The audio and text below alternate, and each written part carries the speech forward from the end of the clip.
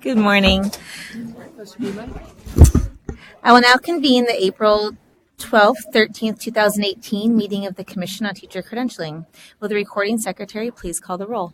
Kirsten Barnes, Catherine Williams Brown, C. Michael Cooney, Linda Darling Hammond, Marisol Escobedo, Jose Gonzalez, Makita Gwino Shire, Alicia Hine, Bonnie Clapp, Kevin Quinn, Monica Martinez, Castle Redmond, Ade Rodriguez, Ralph Rodriguez, Tina Sloan, Christine Zappos, Michelle Zuma.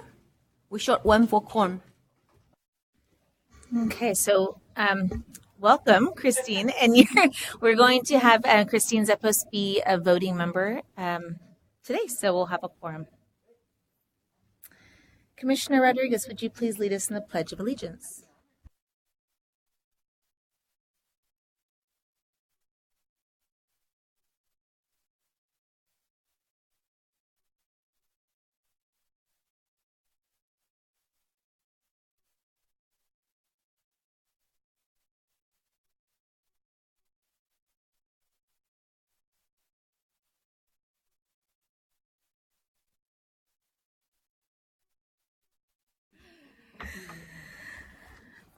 All right. I would like to welcome Christine Zappos as the new ex officio representative of the Association of Independent California Colleges and Universities.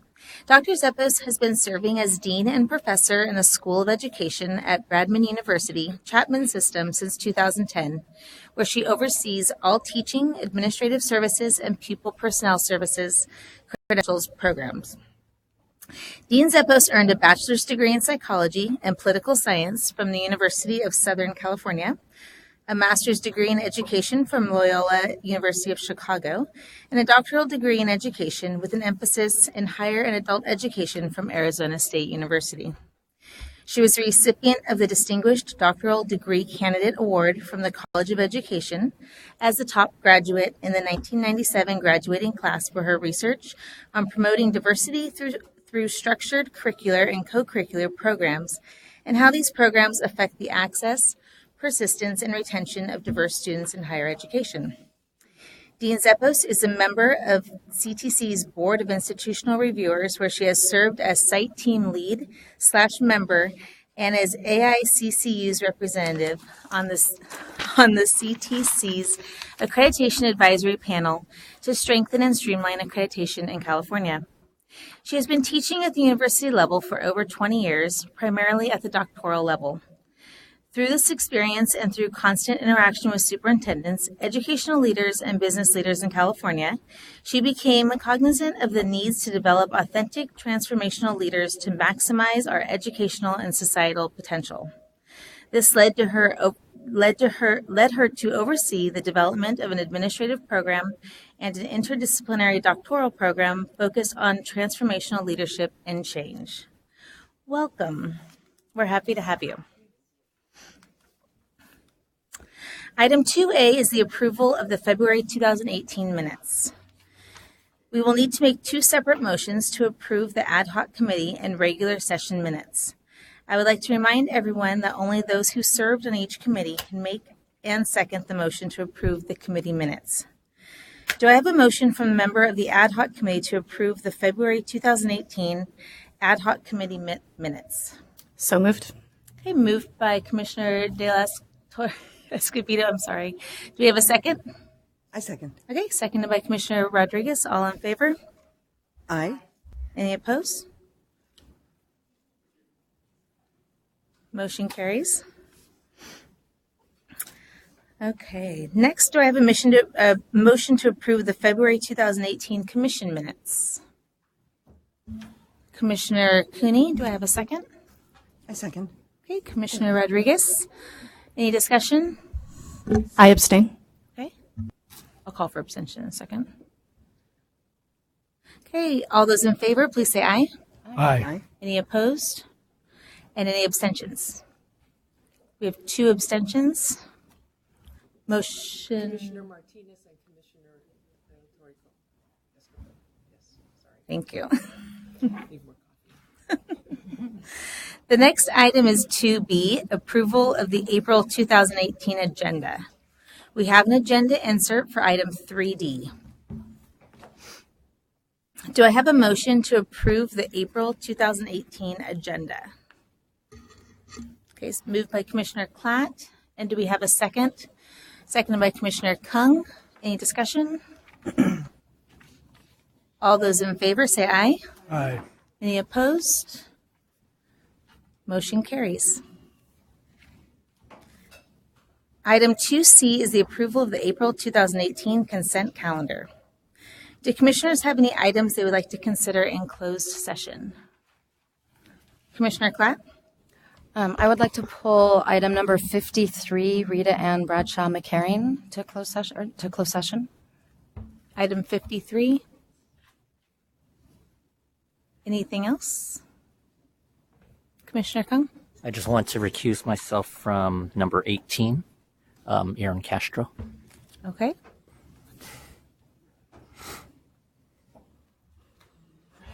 Oh, yes. I would like to recuse myself from number 158, Halden B. Calvert. Okay. Anything else? All right. Seeing none, do I have a motion to approve the remaining items on the consent calendar? So moved. Moved by Commissioner Cooney. Do we have a second? Seconded by Commissioner Martinez. All those in favor say aye. Aye. Any opposed? All right, motion carries.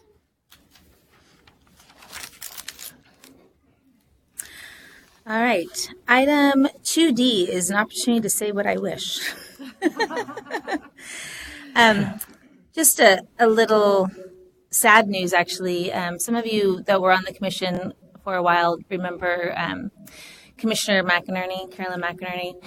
Unfortunately, she passed away a couple of weeks ago. And so just take a minute to remember, she brought a lot of wonderful things to the commission. I remember when I first started, I used to watch her and just learn from her and her drive and everything was just amazing and impressive. So just take a minute to remember fond thoughts of Commissioner McInerney. And that is all that I wish to say. Item 2E is the Executive Director's Report. Good morning, everyone. It's terrific to see you. April is such a busy month, which explains the absence of several members of our commission. The American Educational Research Association is meeting starting today and tomorrow in New York City. And our commission chair, Linda Darling-Hammond, has, I think she said, either 8 or 9 different presentations in the next 4 days. One of those will be to serve as a discussant on a panel that I have the great honor of chairing, and that Amy Rising on our staff will be presenting a paper, and 3 other members of our design team from the TPA design team will also be presenting. So we have an exciting moment in New York on Monday afternoon to share with the broader research community the work we've been doing with the teaching performance assessment. We also have a paper that Amy is presenting on Friday on the administrator performance assessment. So while the work itself is consuming, and there's a lot of it, there rarely seems to be time to write about it and actually present it to the larger communities of interest. But we found the time late at night and over the weekends to get into that community. It's very exciting to be there coming this weekend. I really would like to welcome Commissioner Zeppos. Christine has been a long time friend and ally and co-worker in many of the things we do with accreditation, and it's terrific to have you at this table. So welcome. In terms of it being a very busy time, this is the high season for all of our accreditation visits. So we have staff and teams in the field doing that really important work for us. Our performance assessments are completing the field test right now, and papers are being submitted. Final assessment submissions are being uploaded, assessors trained, and scoring is underway. So this is very, very high intensity time of work in that area, but it's moving on with schedule, and that is going well. So with that, I don't have much else to report, but just want to welcome you all to this commission meeting meeting. I do want to say one thing about the fact that our quorum is we are at exactly 8 voting members at the table. So if any voting member needs a break, you should signal me or signal the chair, and we will take a break, because if you leave the room, we'll be into a forced break. We cannot meet without a quorum in the room. So thank you very much. All right, thank you. Do we have any commissioners that would like to report anything? Please. I just want to thank you for the warm welcome, and also to honor again Shane Martin, who sat in the seat for 10 years. Really big shoes to fill, and he represented the AICCU institution so well. So I look forward to the conversation and discussion as the AICCU institutions represent about half of the educator workforce, and look forward to this opportunity. Thank you so much. Thank you. And I forgot to say present in honor of Shane this morning. Maybe because I'm not fully present yet. Do any liaisons have anything to report? Okay, Commissioner Rodriguez. Okay. Good morning. Let me pull up my screen here. So the accreditation meeting met on March 22nd, and it was, while there was a lot of information that was packed and a lot of work that was packed into one day. Initially, we were going to be meeting for 2 days.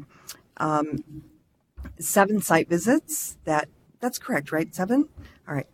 And there was discussion. It was an information item about the first year completer survey, and just what a great response is coming in from people who are completing the programs.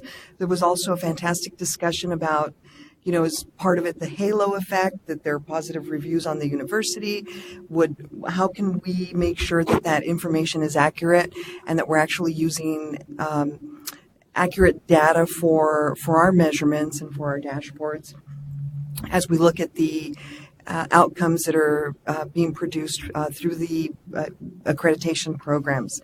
And discussion was also had about the accreditation data system and some of the information that's coming in, and how we're just really improving and becoming a lot more focused on measuring, again, outcomes, and being able to look at that information, look at it statewide, and be able to share that with our stakeholders, and also for our teacher accreditation programs to improve as well.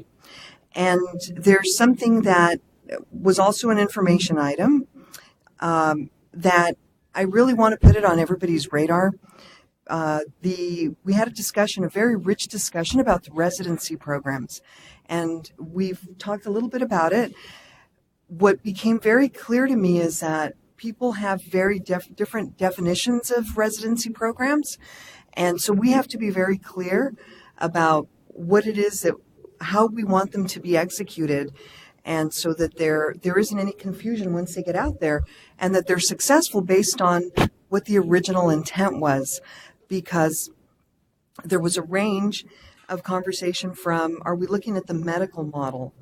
And then another part, like, can we force the students to go through this program and actually commit, right? And so if we start having questions like that, I feel, this is my own personal opinion, that it could just start falling apart and not be successful with our intent if it's not clear that this is exactly what we'd like to see. So that was March 22nd, the accreditation meeting. Thank you. Did you want to go? Well, good morning, everybody. I'm delighted to be here. Unfortunately, I can't be here really long because, as Mary said, this is a really busy time, and we have an extra board meeting. So the state board is meeting today, and to deal with our Every Student Succeeds Act plan, ESSA. So I'll just kind of give you a couple highlights that might impact you credentialing. It's not really credential-wise, but I'll give you some highlights. Basically, we've followed a really clear multiple measures accountability system and tried very hard at the state level to keep a very coherent system with one system, unlike member API and AYP and having 2 different measures. So we had a team of state board and CDE who met with the federal government, and we have some areas of disagreement, and they're going to hold the money till we agree with how to modify. So anyway, we found a way through it. We think there's some clear ways that won't compromise our plan, but it's a special meeting today, and so I apologize that I won't be present the whole time. But a couple of key ideas that would be interesting to you is that we have identified schools needing support by a local education agency like the school district or the Charter Management Association agency, because we feel that they have a responsibility to support their schools, and you can't just address needs in one single school without addressing the system in the district that supports them. The federal government said, fine, but you still need to identify the lowest performing schools. So anyway, that's one of our topics for today, although we still expect that the district will have the responsibility of providing the support. We're also working on academic indicators that address English learner proficiency, and that's an area we have pretty strong disagreement on. We'll see how this afternoon meeting goes. We have reclassification in our accountability system because we believe that encouraging districts to help English learners to become reclassified is really important, and that's in our measure, and our researchers and our stakeholders agree with that. So we're actually, we've been told we need to modify it and then ask for a waiver to do it the way we think is the right way to do it. So that'll be a discussion just to highlight this afternoon. And then also we have a college and career indicator that really talks about college and career readiness, which we believe is really important. And 11th grade academic skills are in there, and that the government's fine leaving it in there, but they just want to report 11th grade Smarter Balance separately. So anyway, there's quite a few areas, and that's a special meeting today because we didn't get our feedback in time to give our stakeholders enough input time. So that's this afternoon. But I did want to highlight that we are still moving forward for the main purpose, which is focusing on academic growth for all kids and making sure that we support academic focus in all the areas. And so just to highlight for you, we're in the middle of, there was a freeze during the 5 years of the recession where we didn't do any frameworks, and then we started with math and then English language arts, English language development, then we did history and science. So starting next week, we're going to be reviewing new aligned science materials. It's been a really long time, and people are really ready for that. So that's going on here in Sacramento next week with more than 100 reviewers who have volunteered their time to come in and review materials, and then we will finish. They take the materials home. The materials get sent to them, and they go through a process, and we come back in July. So at the end of this year, recommended to the board is new science aligned materials. So in the 18-19 school year, districts will have, for first time in a very long time, some aligned science material. So we're pretty excited about that. Also, we're in the process of going out for public comment on our health framework. It has some new additions based on some new legal guidelines that the legislature passed. And so that's going out. It'll have 2 60-day comments, but it is out now. We also have, moving forward, we're going to be working on model curriculum and ethnic studies, which is important, we believe, to our offerings for students. There's an application going out for visual and performing arts. So that's been a long time in coming as well. It's been a while since we've updated that. And we are also going to be working on world language. So just the intent is to continue to update our frameworks, but one thing we know is it's one thing to publish and develop a framework, but another to get it into teacher pre-service and then teacher service and professional development if you're in the system and you know your old framework and you don't know your new framework. So we have a lot of networks that the state has funded to help teachers and district teams come together around targeted areas of interest to grow their professional knowledge and skills.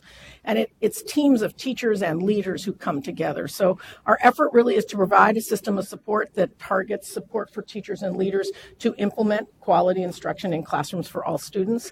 And so in our May board meeting, we're going to be talking a lot about the system of support and what it looks like in schools based on the identification of the data. The other thing is if you're focused on the data dashboard and had some wonderings about whether the colors made sense or the presentation made sense or what got on the front page and how you get into the data.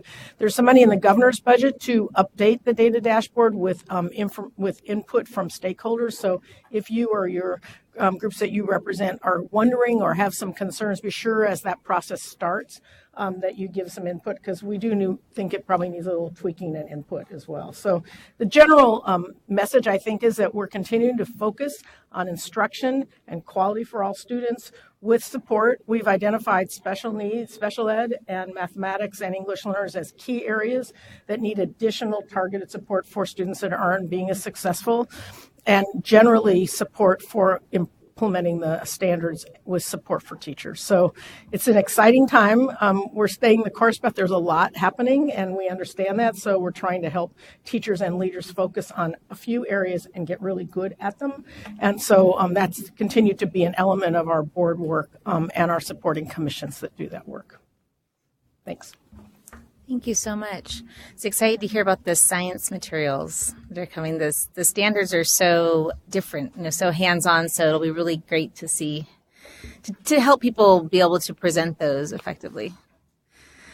Any other liaisons? Commissioner Samuel, did you want to let us know what's going on in the teacher prep field? Good morning. Our program's going really well. We're actually going to be done in like a little over a month, which is kind of like scary and exciting to think about. And a lot of opportunities are being provided to us for to prepare for getting a job. Like on Saturday morning, we have a job fair. And then Monday morning, we have like a mock interview that's being provided through the district. So that'll be very interesting. It's kind of intimidating, but it'll be cool. We're all learning so much in our program. We're learning a lot about collaboration, transition planning for our students and everything. And for me in particular, I'm able to apply a lot of the information I'm learning about transitions to the 10th and 12th grade transitions classes I'm working with. So for instance, like I'm at a high school site, right, working with the 10th and 12th graders, and we're working on employment skills. So last time we were working on resumes, and this time we're working on more interview prep.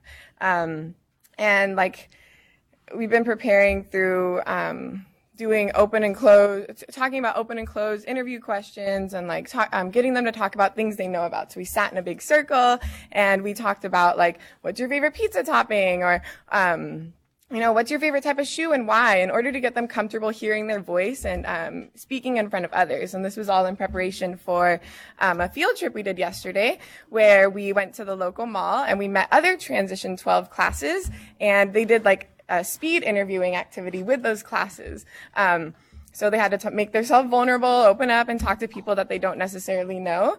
And I'm really proud of them. They did really well because, it's hard to talk to people that you don't really know. And that's kind of preparing them for the big interview workshop that we have in May, where they're going to have the opportunity to interview with real employers at the district.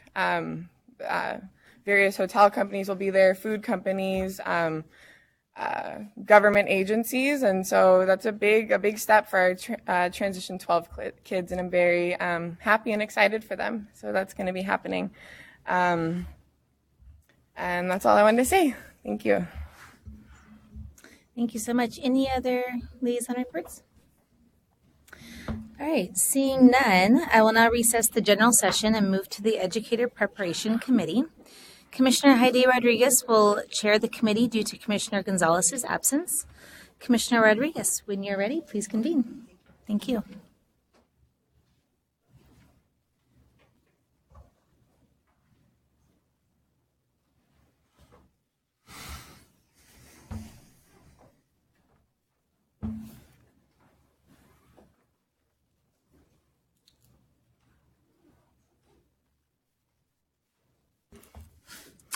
Good morning. I'd like to call the April 2018 meeting of the Educator Preparation Committee to order.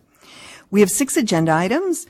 4 of the items are scheduled for today, with 2 more tomorrow morning. And there is a possible, let's see here, it's very possible that 3C will be switched with 3D, so we may, 3D may be third, and then 3C fourth. But we have 4 items that are on your agenda, and we will start with 3A. The first item today is initial institutional approval, stage 3, consideration of provisional approval for Fortune School of Education. Cheryl Hickey is presenting this action item. Ms. Hickey, will you please begin? Good morning, Commissioners. 3A is the application by Fortune School, a public K-12 charter, for provisional approval to offer educator preparation programs in California. Joining the commission at the table to answer any questions are Margaret Fortune, President and CEO of Fortune Schools, and Dr. Christy Pruitt, Director of Teacher Education. You'll recall that there are multiple steps to initial institutional approval. Fortune School has successfully completed stage 1, which was the satisfaction of prerequisites, and then stage 2, which was satisfaction of eligibility requirements, and is now seeking approval for stage 3, which is provisional approval. So before we get into the proposal itself, I just wanted to remind you what provisional approval actually means. If approved today for provisional approval, Fortune School will then be allowed to submit its program proposals, in other words, responses to the program standards, for review by a board of institutional review members. And when they have deemed the standards responses aligned, the proposal will then be taken to the Committee on Accreditation for consideration and possible approval. So action today does not yet mean that they are approved to offer the credential programs, but rather can move to that next step for program approval. If and when COA approves the programs, then they would be free to offer the credential programs for the period of time in which you have, as the Commission, have deemed appropriate for the provisional approval period of time. Before getting permanent, for lack of a better word, initial institutional approval, there would be a site visit, and the information would come back to this body to review how the programs did during that provisional period. And any data that we would have gathered from the institution, as well as any of its program completers, would come to you, and you would have another opportunity to determine whether that they would move on to be part of the ongoing accreditation system. So Fortune School seeks provisional approval for the purposes of offering the following programs: multiple and single subject district intern programs, education specialist mild moderate district intern program, and a preliminary administrative services program. Fortune School has a long history of providing educator preparation program in partnership with other entities in California. For many years, Fortune School was not eligible on its own to operate educator preparation programs. Instead, it did so in partnership with Sacramento County Office of Education in the earlier years through as Project Pipeline, and then later with Mount Diablo, and currently with Mount Diablo School District. Over time, Fortune opened and currently operates 7 charter schools, 6 in the Sacramento area and 1 in San Bernardino. So at this time, Fortune School is seeking to offer the educator preparation programs as a standalone entity through one of their charters, Fortune School. While Fortune School of Education is the name they have chosen for their credential programs, Fortune School, the K-12 public charter, would actually be the program sponsor. We just wanted to make sure that was clear. And charter schools may offer educator preparation programs. All relevant preconditions have been reviewed by the Commission staff and have been deemed to be met. A summary of the Fortune School's submission is included on page 4 through 23 for all of the programs, and the full preconditions responses is included in Attachment A. The common standards have been reviewed by members of the Board of Institutional Reviewers and have been deemed to be aligned. A summary of their submission is included on pages 24 through 27 for the common standards, and the full common standards responses is included as Attachment B. And then in Attachment C, there were 19 letters of support from school districts, legislators, and individuals and organizations, and 3 additional letters have been placed, I believe, on your desks. At this time, staff recommends approval of Fortune School for provisional approval. The staff also recommends a provisional approval for a period of 3 years, because in the 3rd year we can do that site visit and come back to you for reconsideration at that time. We can answer any questions you have about process, and the institutional personnel are here to answer any specific questions about the program proposals and the institution. Thank you. Thank you. And we do have a few public comments. And just a reminder, 3 minutes each. And we will start with Aaron Sipes, Program Specialist, Fortune School of Education. And when you come up, please state your name and affiliation for the record. Okay. Good morning.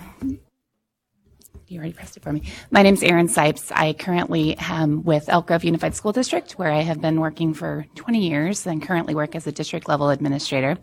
I'm here just to express my support for Fortune School of Education, as I've had the opportunity to collaborate with them on their education specialist program in both the design and the instruction, and the privilege of working with them for several years. So just to be brief, I wanted to express my support.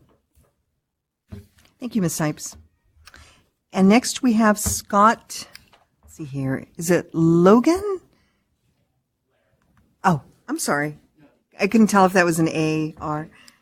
Yes, please state your name and affiliation for the record. Sure. Good morning, Commissioners. I'm Scott Lair, the Superintendent for the Center Joint Unified School District, and also a member of the board for the Fortune School of Education. I just wanted to attend this morning to share my support and encouragement for this approval. As I said, I'm a proud member of the Board of Trustees for them, but also my history goes back to about 20 years ago when I received my credential through Project Pipeline. After that time, I ended up teaching courses for Project Pipeline, and throughout that time, I saw a high quality value added to this type of program. So this morning, I'm here to express my support and encourage your support of this approval this morning. So I thank you very much for your time. Thank you. And next, Dr. Tiffany Smith-Simmons.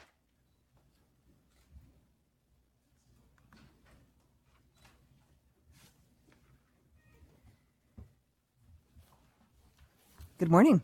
Good morning. I am Tiffany Smith-Simmons. I'm a Human Resource Director for Sacramento City Unified School District, and I'm here also to express support for Fortune School. We've had a long partnership with Fortune School Project Pipeline. We've been partners since 1997, and I'm proud to say that our partnership with them has yielded a high-quality, diverse pool of teachers in math, science, and special education.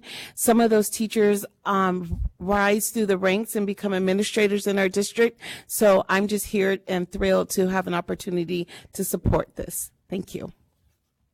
Thank you.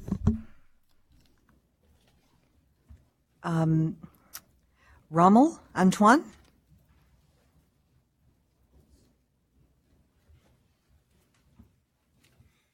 Good morning to the Commission. My name is Ramel Antoine, here with the California Charter Schools Association, here to urge support of Fortune Schools item. We know that there's a teacher shortage across the state, and what is important is that we not only have quality teachers, but also a diverse group of teachers that represent the students that we're seeking to educate. And Fortune Schools does a really good job of that and has shown that track record over years. So we strongly urge your support. Thank you. Thank you. And having no other public comments, do commissioners have any questions or comments on this item?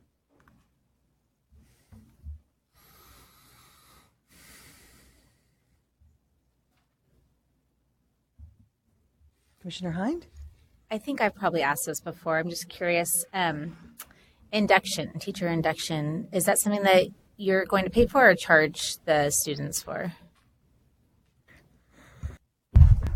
So we don't currently offer an induction program through Fortune School of Education. That was easy.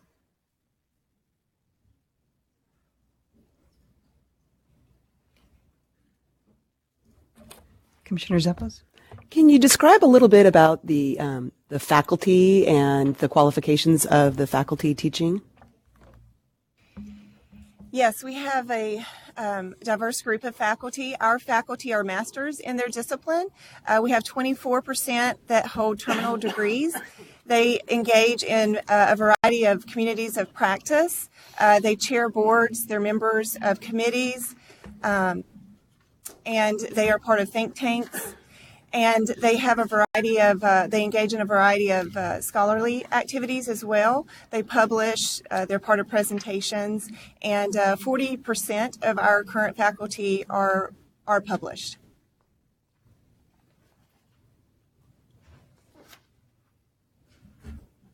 Any other questions, commissioners?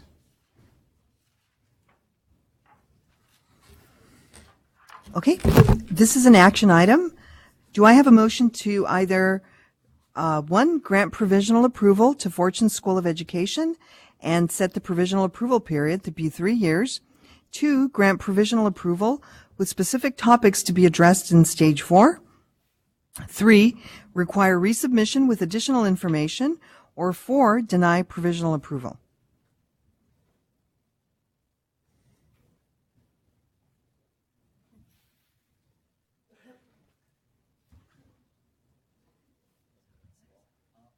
I'll move that we grant the provisional 3 years. That was a lot of options.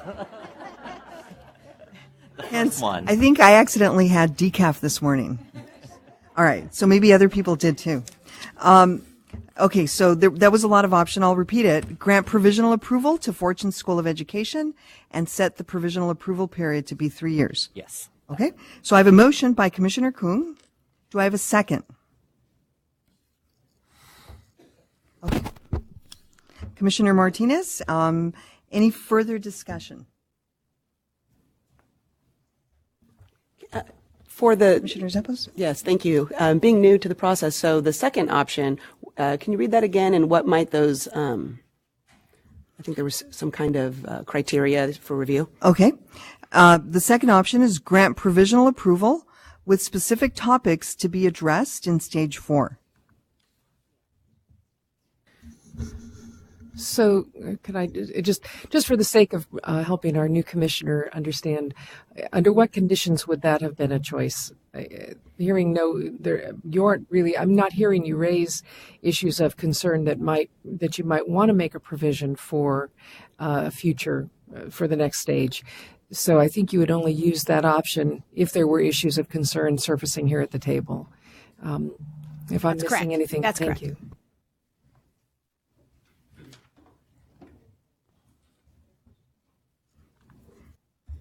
Further discussion? Commissioner Hind? So my question's back to induction.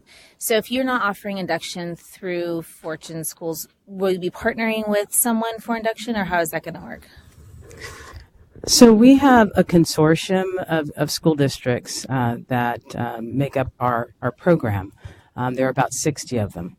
And so the school districts that partner with us have different ways in which they offer induction. Some of them offer it, through their own programs. Some of them, the majority of them, pay for induction for their teachers. What we do for specifically for our charter school is that we partner with the Sacramento County Office of Education. So their candidates are actually employed in numerous school districts. And I think we talked about this last time. It's all coming back to me. Right. Thanks. Any further discussion, commissioners? Okay, so we have a motion on the table and we have a second. All those in favor, say aye. Anyone opposed? Okay, motion passes. Thank you.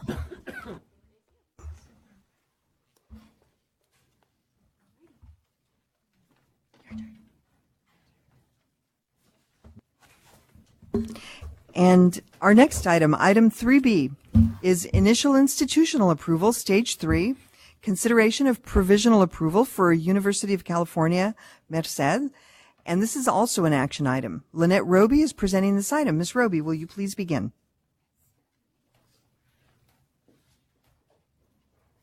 Faster than I am. Okay. Good morning. I'm presenting the second initial institutional approval item this morning.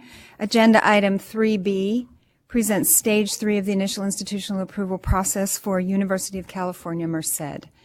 And with us at the table, I have two representatives from UC Merced, Lynn Reimer, Director of Education Programs, and Tammy Johnson, Director of UC Merced Extension and UC Merced Summer Sessions. And then in the audience, we also have Janelle Barnes, who is the Program Manager and Credential Analyst. And they will be present to answer questions at the end of this presentation. Again, this item is about stage 3 of initial institutional approval, which requires the submission of the preconditions and common standards and can lead to consideration, as it is here, for provisional approval for the institution. UC Merced has successfully submitted stages 1 and stage 2 of the initial institutional approval process, and now, as a part of stage 3, has submitted all required preconditions and common standards. And to reiterate what Cheryl Hickey has already said about the process, provisional approval at this stage would simply allow UC Merced to move to the next stage, and they would submit their program standards for review by Board of Institutional Review members.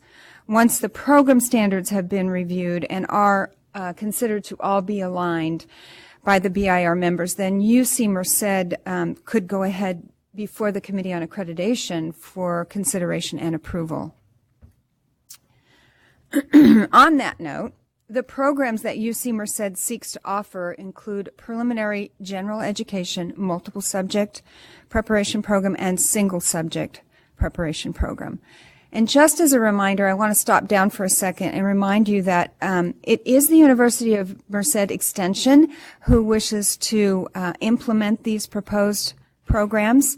However, an institution of higher education must be regionally accredited in order to be considered for initial institutional approval. And UC Merced Extension is not regionally accredited on its own. So UC Merced Extension is seeking approval through the UC Merced main campus, which is accredited by WASC, which is the Western Association of Schools and Colleges. Within this item, you found, beginning on page 4, summaries of the preconditions, which included 2 initial preconditions, preliminary multiple and single subject preconditions, and preliminary multiple and single subject intern preconditions. The summaries of the common standard responses can be found on pages 19 through 24, and the preconditions were found to be aligned or met, and the common standards were reviewed by BIR members and were also found to be aligned. A copy of both the preconditions and the common standards can be found in attachments A and B, which are also hyperlinked within the item. So this is in light of the information provided in the agenda item as it relates to UC Merced's submission of preconditions and common standards. Staff is recommending that the Commission consider granting approval to UC Merced for a period of 3 years, during which time they would run their programs. Within the 3rd year, a site visit would occur, after which a report would be brought back before the Commission that would include data and a report on the site visit, and then the Commission would consider it for what we call full approval or final approval, and then they would join the accreditation system. Staff is happy to answer any process questions, and the representatives from UC Merced are here to answer any program questions.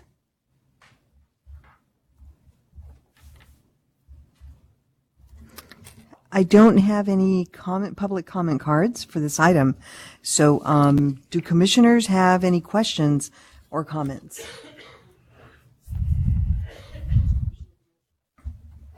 Good morning. Just a couple of questions.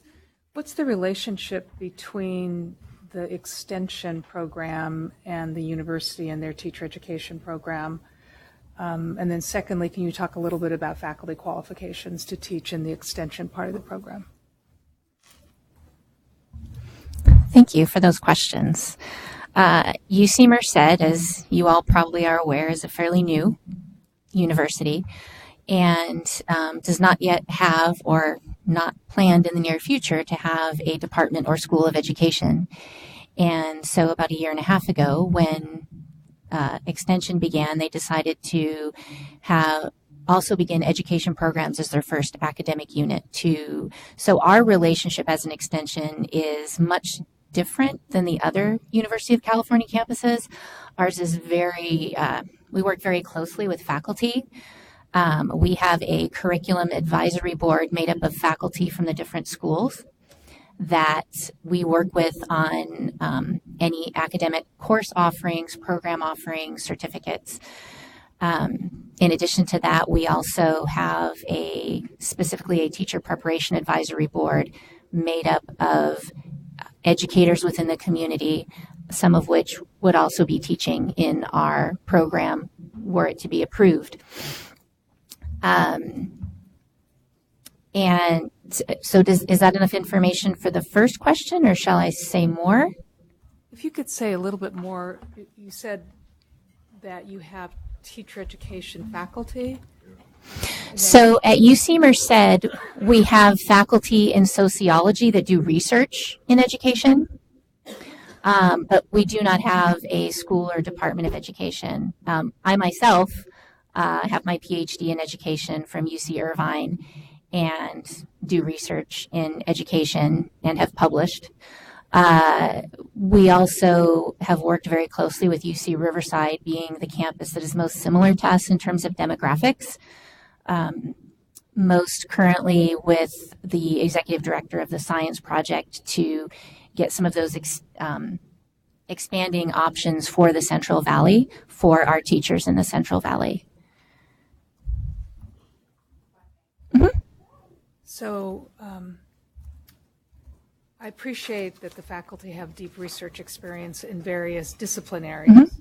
I'm wondering what the relationship is with the research and practice, because as we all know, teacher educators need to be able to do both. They need to have content and subject matter, but they also need to understand the pedagogy behind teaching. So can you talk a little bit more about that? Absolutely. UC Merced currently has a education minor through the School of Natural Sciences that has a staff director and a faculty director, as well as two full-time teaching professors, one of which is a practitioner. So she is currently a science coach within her district and then teaches courses in the evening. And the other is he teaches more of the theory courses. He does not hold a California credential. The staff director has both a PhD and she holds credentials in various high school science levels. And so our program is intended to build upon and provide a pathway for those that are doing the education minor. Currently, the pathway they have is a relationship with UC Berkeley, with CalTeach, to get a single subject in either a math or science field. But we have a lot of students at UC Merced who are interested in teaching at the elementary level. And so as we have been working with faculty on campus who teach like in the humanities, for example, who know they have students who want to be teachers and would like a pathway to train, to go through the education minor, but with the idea that they're going to be teaching at the elementary level. We don't have a lot of faculty hired because we don't have a program yet. So we can't justify hiring full-time faculty. There is myself, who is both, I hold a credential, multiple subject credential and authorizations in math and science and a CLAD. My master's is integrated math and science curriculum. And we have another who is currently consulting and has helped write some of the curriculum, who teaches for the Division of Education at Fresno Pacific University. And like I said, along with this team of practitioners many of whom hold masters and are currently in school districts in the area. May I ask a process question? So I think I heard you say that this program is going through an approval process within the university. Is that what I heard? And could you explain the timing and what that would entail? No, they're going through the approval process through us. However, because UC Merced Extension is not regionally accredited, when they first brought their application to us, we worked out they're going to go through the UC Merced main campus. And in doing so, they needed some oversight, or we thought, so they have this curriculum advisory board, and they will be working with that curriculum advisory board. That will be the oversight from the main campus. And on that board, they have three schools, including engineering, natural sciences, and social sciences, and then also humanities and arts. They also are working with the director of CalTeach will be on that board, and then the educational services specialist from Merced County, as well as, and then you will be also involved. So that board, they will be very closely working with that board as they implement the program. UC Merced Extension will be implementing the program. However, it will be the oversight will be UC Merced main campus. Does that help? And our if I can, am I allowed to just jump in? Our dean she's the Dean of Extension, but she's also the Associate Vice Chancellor of Enrollment Management. And so, again, we are overseen directly through main campus as opposed to most extensions have a separate dean and function as a separate entity. Commissioner Zeppos? So to add to this line of the conversation, so who is the unit head then? Is it the dean on the academic side, or is it the dean in extension? The unit head is actually our Vice Chancellor of Student Affairs, who is on the academic side. And I know, do you want to add to that, Tammy? The reporting structure is from the extension dean, Charles Nees, who is the Vice Chancellor of Student Affairs, to the Chancellor. That's our reporting structure. Commissioner Hind is next, and then you can ask your question. Where is the extension located somewhere different from the main campus? That's also a good question. Again, we are brand new. So our offices were initially on campus. Our campus is exploding at the seams. And so we have had temporary offices at Merced College. And now our offices are moving to the area where the chancellor is, which is it's physically separate from the campus, but it's about 2 miles away. Again, we are in the process of doubling our campus, and so we have, folks in different areas out at Castle Air Force Base. We have faculty. So, yeah. I think that that's great. I think it's really important, especially in places like the Central Valley, where we keep talking about we want to grow our teachers from the community from which they live. So absolutely, I think that's a great opportunity. I'm glad to hear it's expanding. Thank you, Commissioner Zeppos. I was just going to follow up on the structure question. So the person who is the unit head. So I don't see through the documents, what is the ongoing relationship? It seems that there's reporting to, but in the intricacies of the development of the programs, what is their role? Especially now, since it's not together, what is that relationship? How integral is that person to the curriculum, oversight, development, and so forth? So both the Dean of Extension and the Vice Chancellor, who the Dean reports to, recognize that their training and experience and degrees are not in education, although the Vice Chancellor has a doctorate in educational leadership, I think.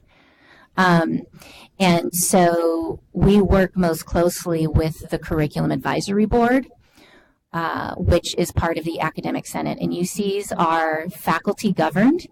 And so the Curriculum Advisory Board is who we work very closely with, along with the Practitioner Board. They requested that we do both and that they function on the same level because the faculty wanted to make sure that educators from the community were very much involved in the planning of the program, the curriculum, and so forth. And all of that is then vetted by the Graduate Council, and which is a part of, so I don't know, maybe it's a process. So it was very important to the Academic Senate that we provide appropriate academic oversight for this program. And because this program will be delivered primarily by extension, but their name is on it, they feel very invested in it. This is why we first developed the Curriculum Advisory Board that was made up both of practitioners, members of extension, members of the CalTeach program, faculty from each of the 3 schools. The faculty from each of the 3 schools are faculty that have a particular interest in K through 12 education, not necessarily their research, but in engaging in outreach to K through 12 education. Then once the Curriculum Advisory Board was in place and we started moving courses to support the program through the approval process, that's when we also evolved or added on the practitioner board. So everything that goes through related to education programs entirely is first seen by a practitioner's board. The practitioner's board reviews and signs off, provides feedback. It then goes to the curriculum advisory board. And the curriculum advisory board acts like a graduate group. It's functioning, and this was a requirement of the graduate council. They're functioning like a graduate group, in the same way that the graduate groups oversee programs coming through their own specialties. So we have that level of approval, feedback, updates, and then once the curriculum advisory board approves, then things go to the graduate council. The graduate council, again, is entirely made up of faculty senate, and the graduate council is a subcommittee of the divisional council. Once things are approved and vetted by graduate council, they move on to divisional council. And divisional council is made up of the chairs of all of these subcommittee councils. So there are four academic levels of approval. The extension dean is in there, but it's just the extension dean is just kind of a bump along the way, really, of the various levels of academic approval. I believe Cheryl is going to. Yes, sorry. I just wanted to add that from the accreditation perspective, it has not been unusual for the University of California to have some of their programs offered through the extensions. UCLA, UC Riverside all have some programs that operate. The difference there is that there is also a graduate school of education, and here there is not. So they have sort of by default had to come up with a process in which the main campus has really strong oversight. And I would argue that it might be because of the structure, might be even stronger than the existing other UCs, where there's oversight, direct oversight, because there is both involvement from extension and the main campus. And it was an interesting, creative way to address not having a school of education within the main campus. So I don't know if that helps at all, but I just thought. Absolutely. Commissioner Greneau-Shire? So I understand all sorts of levels of faculty.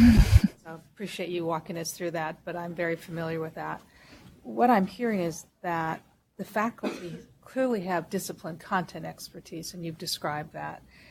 You have great practitioner involvement, which is absolutely critical for teacher preparation in terms of partnering with our K-12 districts. What I'm still not hearing are faculty who have teacher education, pedagogical content knowledge and experiences, and that's of great concern to me that you don't have faculty who are part of this teacher education program who have a background in teacher education. So can you talk a little bit more about that? I can. I mean, again, let me reiterate that we can't hire the faculty before we have a program to justify hiring them. And so some of the individuals on the teacher preparation advisory board hold doctorates in education and would, I think, satisfy your requirements for both being practitioners but also doing research in pedagogy.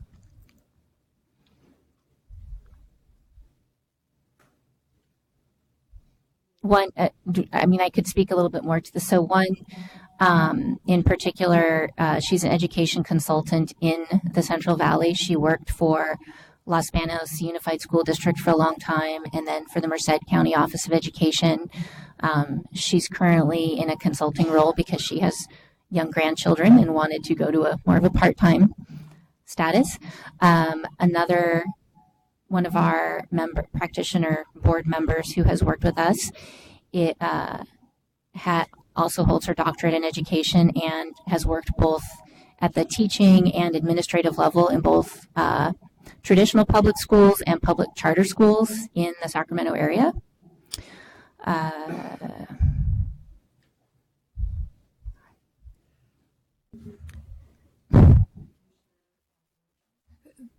You may not be able to answer this, and this may be, you may not be able to answer this, but I'm curious as to why the effort was put into extension versus establishing a teacher education program on the main campus?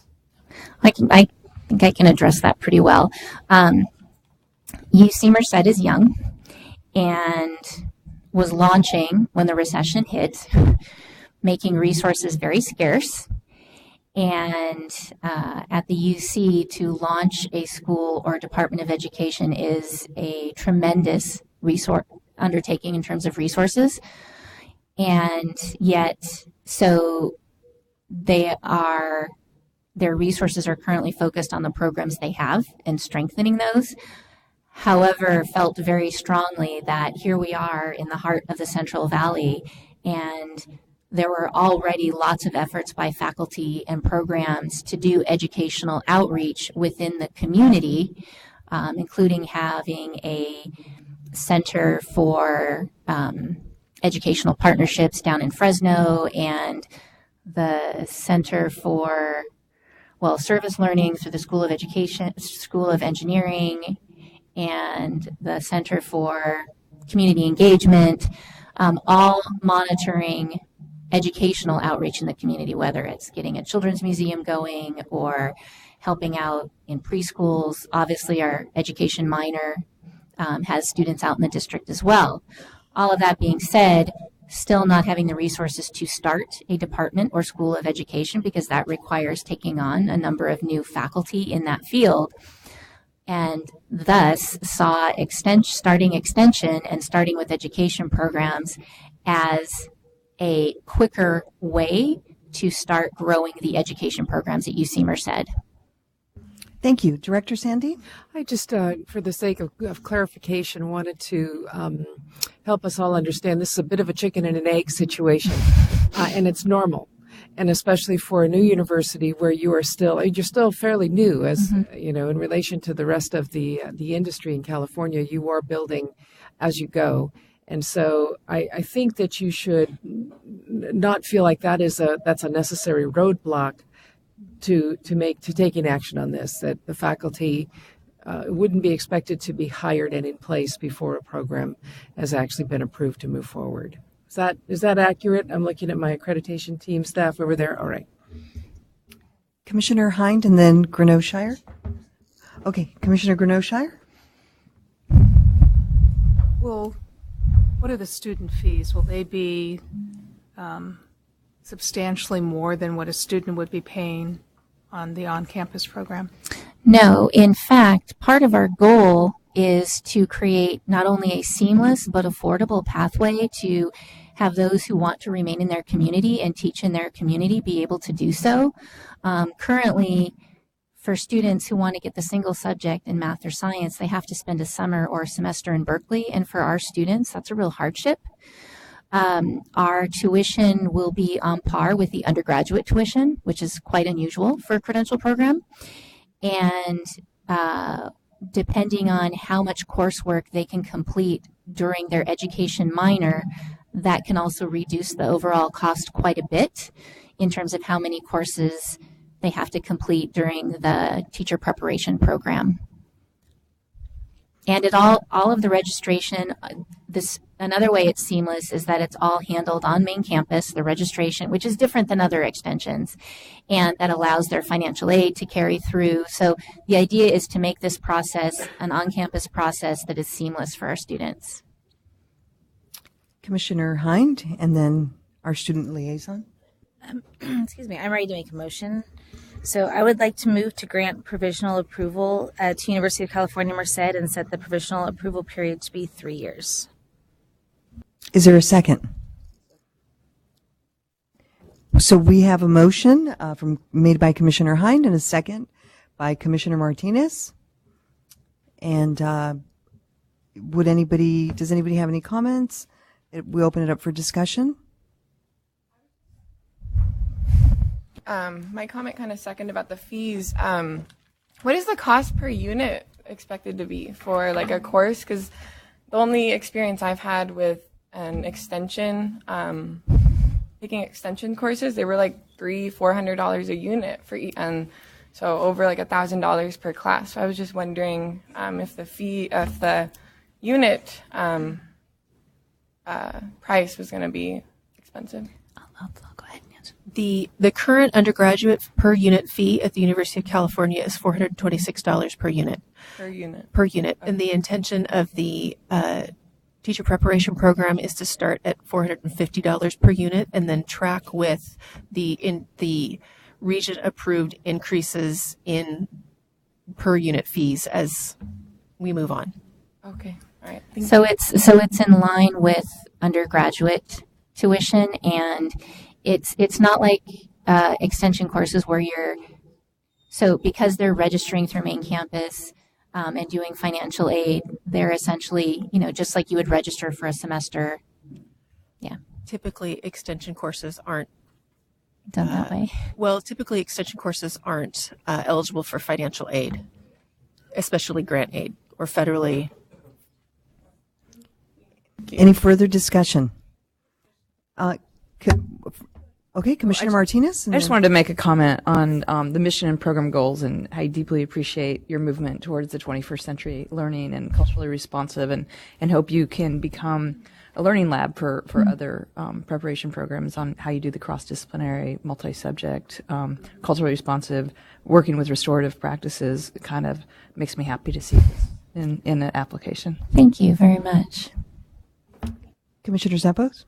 I want to compliment your work, and as this moves forward, maybe just highlight, since I have sat on visits where the extension relationship with the unit and the university has been problematic, that especially with the Vice Chancellor of Student Services, the more that person, if they are the unit head, really needs to be a part of all of the processes as the credentialing authority moves forward, will really avoid some pitfalls later on. So just a comment to that regard. Thank you. All right. Do we have any other questions or comments? All right. Seeing none, we do have a motion and a second. So we'll go ahead and vote on this. All those in favor, say aye. Aye.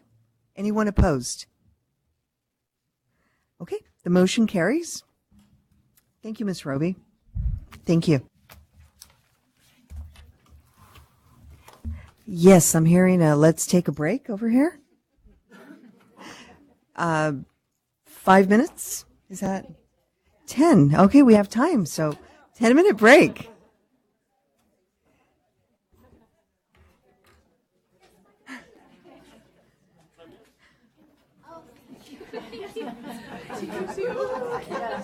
Are we going D next? Going C next. C next. Not D. D. No, you. Okay. D next.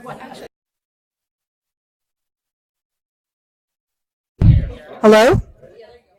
Okay. All right. I'm being told I am on. So that was a nice break. I could tell by the noise level in the room. But now we're going to move on to 3D. And this next item, Proposed Preliminary Administrative Services Credential, Program Standards Editions. This item is being presented by Gay Roby. This is an information item. Ms. Roby, will you please begin? Thank you very much. Good morning, Commissioners. Executive Director Sandy. Item 3D contains Proposed Preliminary Administrative Services Credential Program Standards Editions, specifically dealing with the implementation of the California Administrator Performance Assessment, which we lovingly call the CAL APA, as I will for the rest of this item.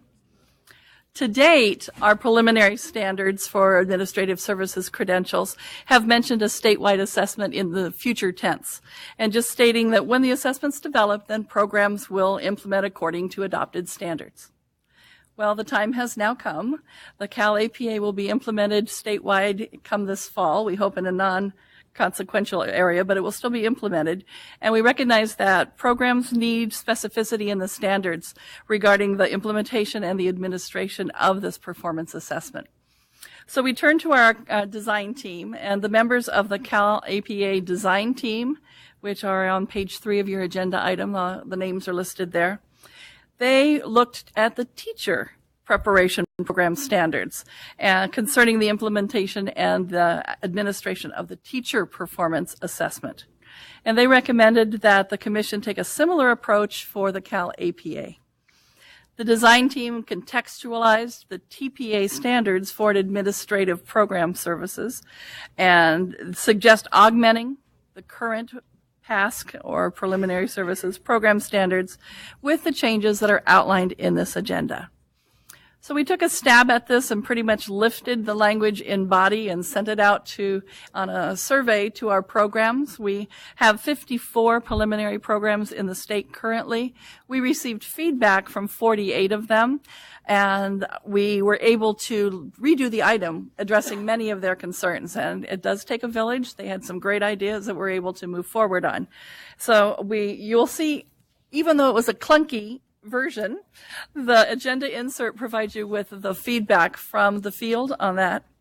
All of the items received a positive feedback between 71% and 92%. The 71% also had the most comments, which I'll get to in a minute. I think we wore them out by the end of the survey, because then it got up to 92. They just said, yes, we agree. And so then we went back and we reformatted a lot of this. Instead of dense paragraphing, you'll see we have a lot of bulleted items, trying to chunk it out for a little bit easier understanding for everyone. Because we opened the survey to anyone and everyone in a preliminary administrative services credentialing program, we received feedback from a lot of different people in various positions. We have been very diligently training our program directors and personnel at the high levels and thinking they would be going back to their programs and training other people. So some have done that diligently and are feeling very competent in the Cal APA. Others are just starting to do that training, and the comments reflect that as well. We found the comments fell into 4 distinct groups. The positive comments, ones that really did have to do with the language, but then we received a lot of comments about implementation. I don't understand how this is going to work. And some things that were training, things that have already been set, but this person had not yet been to the training to figure these out.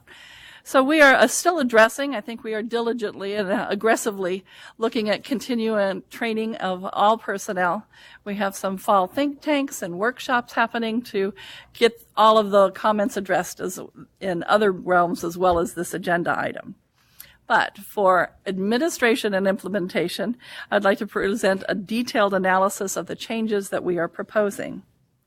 So on page 4, starting with Standard 7, this lists the range of activities that each field placement site must be capable of offering a candidate in the Administrative Services Program.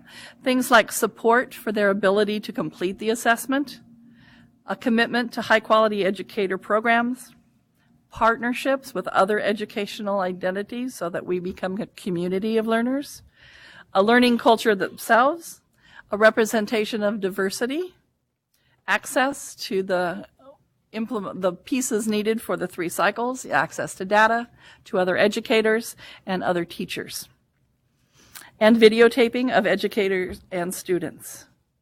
Moving on, that bottom of that page starts Program Standard 8. This is where it outlines components in providing feedback. The first part is just general components, responsibility to guide, assist, and evaluate the candidates in their field experience, and providing supervisors both at the program and the site level to provide feedback for the candidates, adherence to the commission's requirements for the performance assessment, identification of a staff member or members to be responsible for the APA and the program's documentation of it, and then informing all staff regarding the assessment so that they can use the knowledge to best prepare the candidates that are in their coursework or fieldwork, as well as using the data for program improvement purposes. 8A talks specifically about the administrative components, and we have broken that down into 4 areas: the videotaping, the handling of materials and data, an appeal process for anyone who needs to retake any portion of it, and a local scoring option available for programs. Moving into 8B, we talk about candidate preparation and support, and that includes clear and accurate information provided upon entrance to the program, multiple opportunities for the candidates to practice before the submission to the state where it counts comes in. Submissions of work must be from candidates only. And then remediation support. And we include actions that are required supports, acceptable supports, and not unacceptable supports. And then finally, the feedback provided should be timely, and it should also be targeted towards the competence of that candidate. 8C moves along to assessor qualities, training, and scoring reliability. The two options, central scoring and local scoring. With central scoring, the program identifies potential assessors. The contractor trains, calibrates, and selects them for service. While in the local scoring, the program identifies assessors, including the experience within context areas. The contractor developer is responsible for training, calibrating, and scoring reliability of all assessors. And finally, an assessor must pass their training and calibration prior to serving. And then the last standard, which is Program Standard 9 on page 7, states that a candidate now must meet all program requirements as well as pass the Cal APA in order to be recommended for the Preliminary Administrative Services Credential. As a result of adding this language to the preliminary program standards, staff is proposing that no additional documentation be requested at this time from programs, but instead just fold this into the regular components of the accreditation system. So components like program review and the site visit will take care of the implementation and adherence to these new standards. This is an information item with the intent that we gather input from the public and the commission to improve the item. We will revise the work and bring it back at your next meeting in June. And between now and then, we will work with the field for make it the best possible item that we can. Thank you, Gay. And we do have a couple of public comments. First, Dr. Peg Winkleman, if you could please come up and state your name and affiliation.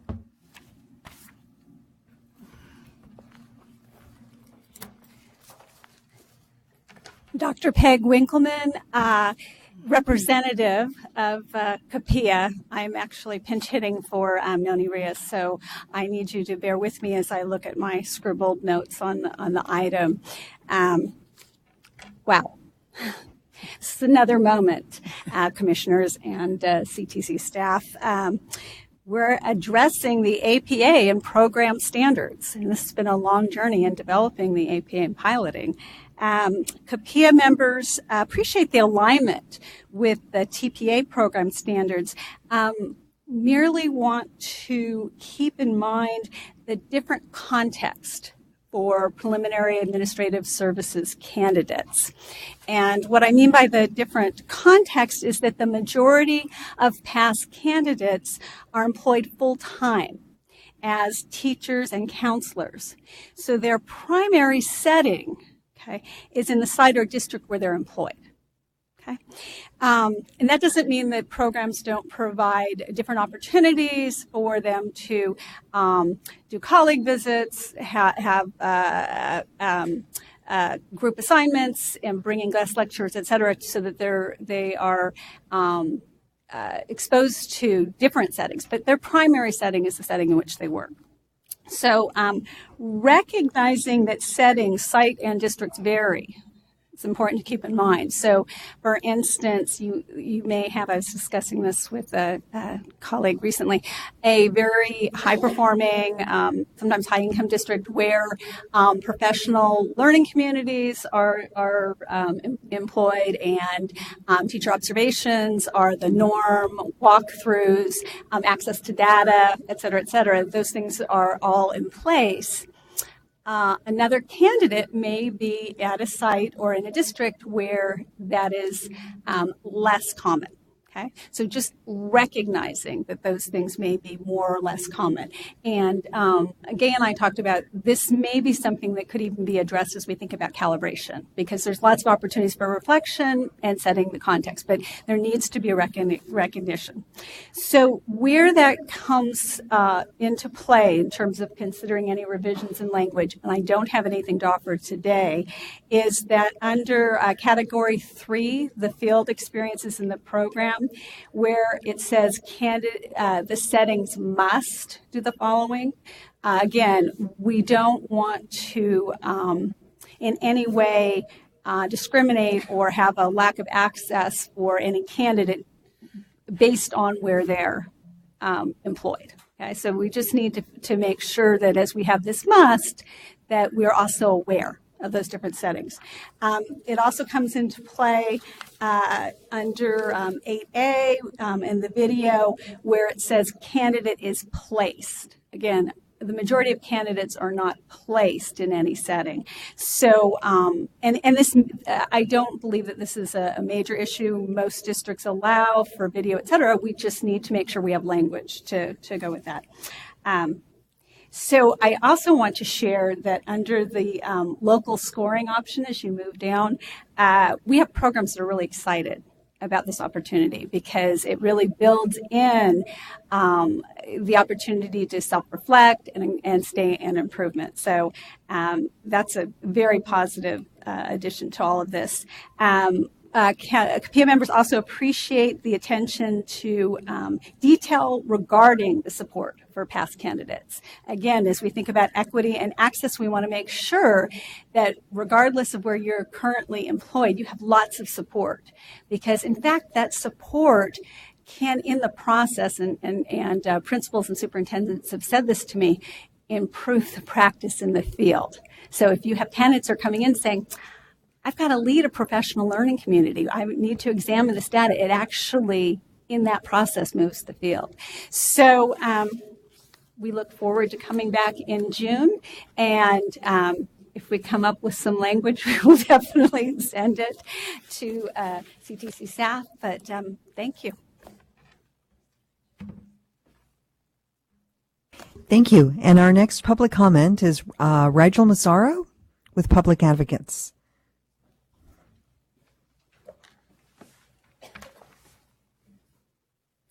Good morning, Commissioners. Rigel Massaro with Public Advocates. We also recognize that this has been a long time coming, and we're really happy to see these standards amended in the way that they are. Public Advocates, as most of you know, welcome to the new Commissioner. We are a nonprofit civil rights law firm that works in partnership with low-income, immigrant, and communities of color to support robust stakeholder engagement in the continuous improvement process. And so we're very pleased to see emphasis on continuous program improvement, community partnerships, the reflection of diversity, and access to data. And we understand that this can vary site to site, and at the same time, it's critical. So thank you so much. Thank you. And again, this is an information item. Do we have any comments from members of the commission?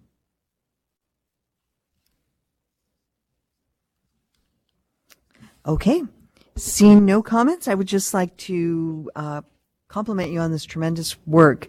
And as I was going through it, I was reminiscent of the national board support with some of the centers at like NBRIC, run by Linda Bald. And then also when we were developing the new process a few years ago, it was like embedded in there, but the administrative version. And I know it's a lot of work, and so thank you for such a complete process.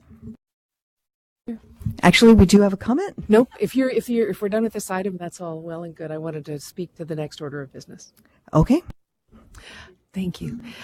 So, Madam Chair, we have Commissioner Sloan, who was delayed. Her flight was delayed. She says that she should be here about 11 and has asked specifically if we could hold 3D until she gets here, or 3C on the early completion option. So with your indulgence, I'm wondering if you would mind recessing this committee, okay, so that we could move the Professional Practices Committee and then the Fiscal and committee forward, and then hopefully she'll be here and we could commence with the agenda, if you don't mind doing that. Not at all. So we'll be suspending temporarily the... You just recess. Recess. Recess. I wanted to use suspension. But you could, I know, it's a term.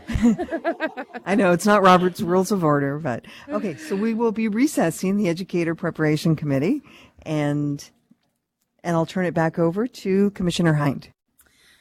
Okay, and now we will open up the Professional Practices Committee. So, Chair Cooney.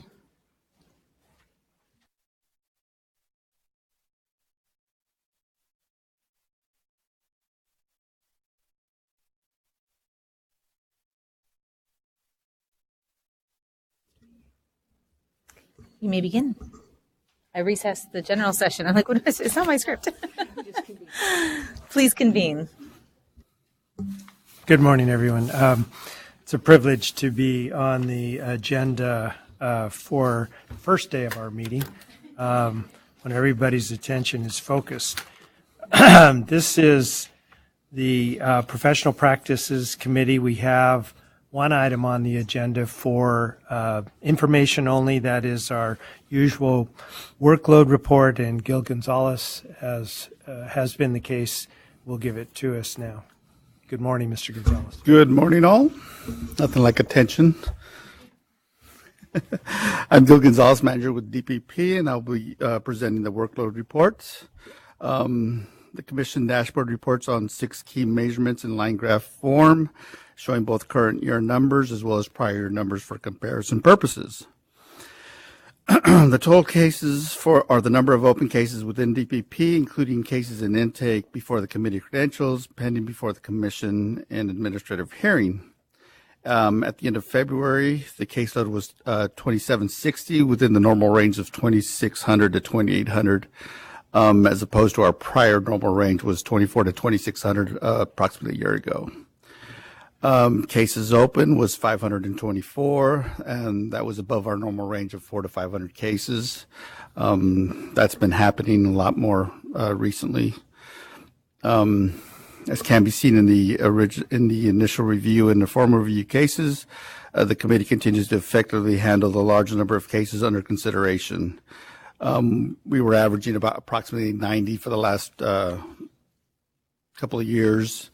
We've increased that workload to approximately 98 to 100 in the next few months, and trying to reduce the caseload even more so. In February, cases closed were 499, and that's also within the normal range of 400 to 500 cases. And our AG caseload is being reduced in the last few months, and currently stands at 239. I'd be happy to answer any questions. Do we have any questions from commissioners?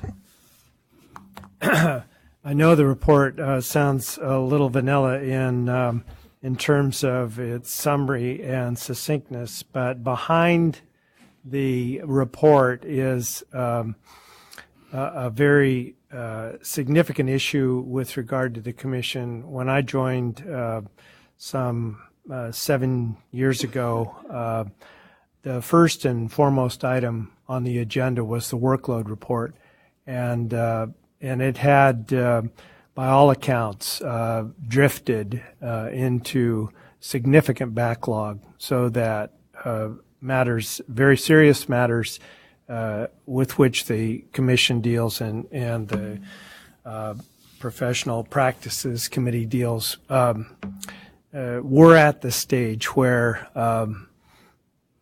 it became a matter of attention to the community at large, to our legislature, to our governor, and changes had to be made. And I want to comment that having been here through those difficult years and seeing how we are handling an incredible workload now, increasing month over month, trying to process cases even in the face of many more cases coming to us for initial review, for example.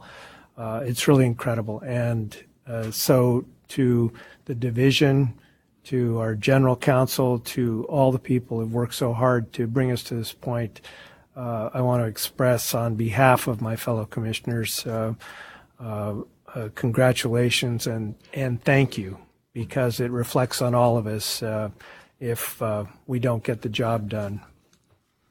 Any other comments from commissioners? Anybody? Yes. I'd like to just say thank you for serving in this role as long as you have. You have this perspective that is unique for many commissioners, and that you have made this such a priority at this table has been an enormous contributor to the successful turnaround, and we really appreciate being in this time and place. It was better. It's much better than 2011 was. So thank you. I'd just like to commend our staff for rolling with the punches and being open to change and making these advances overall for us. So I thank them. I think the commissioners are most directly aware of how much more is being done by the division when they deal with increasing the heavy agendas for the closed session, which we'll be turning to this afternoon. It's a necessary but small part of our role in the overall picture. We realize that most cases are handled by the Committee of Credentials, many more than we see. They take care of a great deal of the more or less routine matters, and the ones that we actually see and decide are significant, but many fewer. So we're able to do it with extra work on everybody's part, and I think it's important to recognize how much improvement has been made. So thanks, Mr. Gonzalez. Without any further comments or questions, I will adjourn this meeting of the Professional Practices Committee. Thank you. Thank you, Commissioner Cooney. Commissioner Barnes is not here today due to a family emergency, so I will convene the April 2018 meeting of the Fiscal Committee. The committee has one item before it today. Item 5A is approval of contract authority over $150,000. This is an action item. Elizabeth Hambridge will present this item. Ms. Hambridge, will you please begin? Good morning, Commissioners. I'm presenting this item, but I also have Darren Addington, who is the Director of IT, available if you guys have any questions about the IT specifics. So as most of, or all of you know, the Commission has been updating its IT systems with the SSAP project, and so all these new systems have been developed in a system called Microsoft SQL. Aligning all the Commission systems into one system is cost-effective, and as far as supporting the systems is helpful for the Commission. So we are currently looking at moving one of our systems that we have in a different system, the Oracle, to the Microsoft SQL so that it's within the same system that all the new SSAP systems are in. So we have an RFO posted right now to do that conversion. Proposals are due 4/20 of 2018, and if it's approved, we intend to award it in early May of 2018. The RFO is written not to exceed $300,000, but $10,000 of that is an ongoing licensing cost for this system as well. So this transition will not only provide cost savings, but it will also help with as far as resources for our staff so that all of them are in the same system and they can support our staff efficiently that way. So in Section 610 of the CTC Policy Manual, it requires all contracts over $150,000 to be approved by the Commission. So staff recommends the Commission to approve funding for Oracle to Microsoft SQL consolidation, not to exceed $300,000, and the delegate authority to the Executive Director to execute the contract once the contractor is chosen. So if you have any questions, I can answer any questions.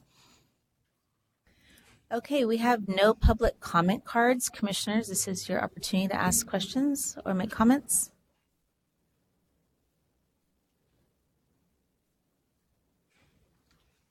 Okay, seeing none, this is an action item, so do I have a motion to delegate authority to the Executive Director to execute the agreement as presented? Okay, moved by Commissioner Cooney, second by Commissioner Rodriguez. Any further discussion? All those in favor, please say aye. Any opposed? Okay, the motion carries. Thank you very much. This concludes the business before the Fiscal Policy and Planning Committee. The committee is adjourned. So we're going to take a 15-minute break in hopes that Commissioner Sloan can get here. If she doesn't get here by 11 o'clock, we're going to go ahead with the agenda item without her. So enjoy 15 minutes. I'm going to go enjoy 15 minutes as well.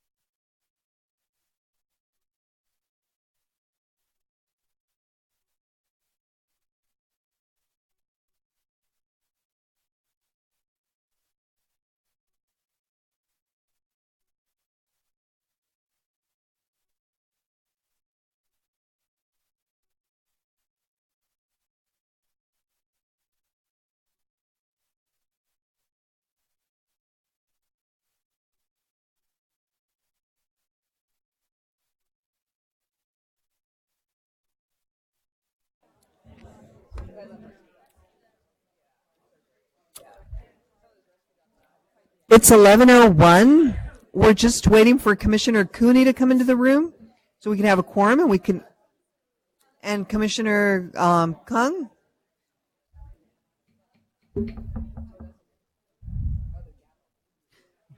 Oh, you have a gavel. And we're waiting on Commissioner Cooney so we could get started and have a quorum.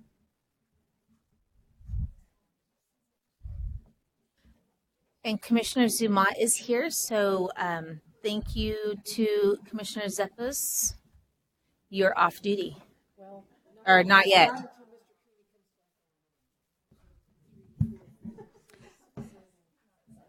You're still on. Okay, you're still on until Commissioner Cooney comes. And even when you're off duty, you're still on duty, right? Like, yes.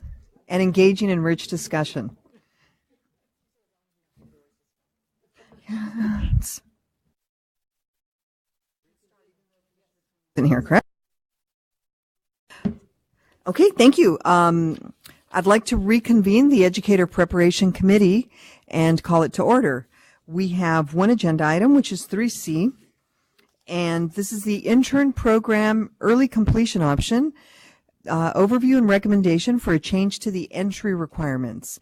This is an information action item. We have Bob Locks and Terry Clark who are presenting on this item.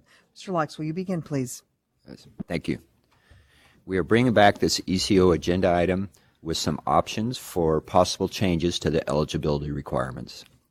The ECO for multiple subject and single subject intern candidates was created to enable individuals to earn their preliminary credential without the required coursework if they could show that they already had the skills to effectively teach today's students. This started in 2001 with Senate Bill 57, which established that the ECO for intern candidates. This bill mandates that all intern programs must offer the early completion option. Successful completion of the requirements for the ECO allows a candidate to waive program preparation coursework and fieldwork and receive a preliminary credential. During this time, they still must receive the minimum 144 hours of general support and 45 hours of English language support. ECO candidates must meet several statutory requirements. Typical to all interns, they must have a bachelor's degree or higher. They must meet the basic subjects requirement and must have, basic skills requirement and must have subject matter competence. In addition, to show that they have the needed skills to be successful teacher, ECO candidates must also pass a written assessment of teaching foundations.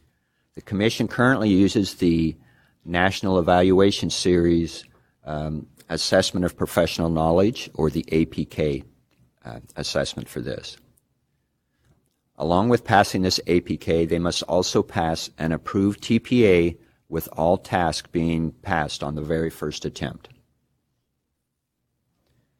At the last discussion of the ECO with the Commission, there were some questions as to who these people were that were taking this route. If you turn to page 2 of your agenda item, you'll see the 3 tables that we have there that will help describe these people.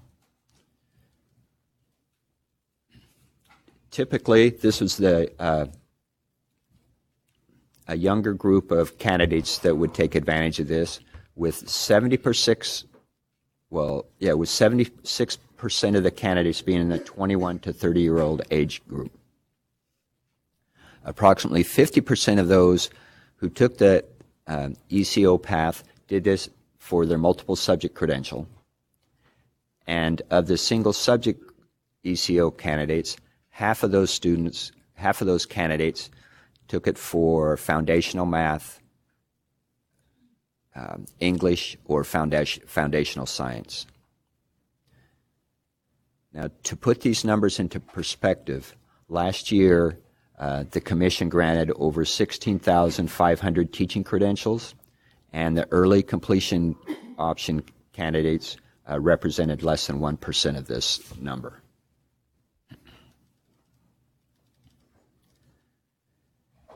To enter the ECO pathway, currently candidates must pass the APK test and the initial task of a TPA, which focuses on the teaching pedagogy. However, none of the updated TPA models, which are required to begin this next school year, measure pedagogical knowledge as a discrete component of the first task or cycle. Since pedagogical knowledge is measured within the APK, staff recommends that the Commission remove completion of the first task of a TPA from the entry requirements. Passage of an approved TPA could then be required within a specific time frame in order for ECO candidates to complete this option. There. In the item, we've given you 3 different options that you could select among, or maybe something a little bit different to set up as the new criteria. The Code of Correspondence from 2013, which is about 4.5 years ago, had stated that it would be the first task of the TPA. But the Cal TPA Task 1 is sunsetting this year, and there won't be people trained to score it. PACT is sunsetting completely as an assessment.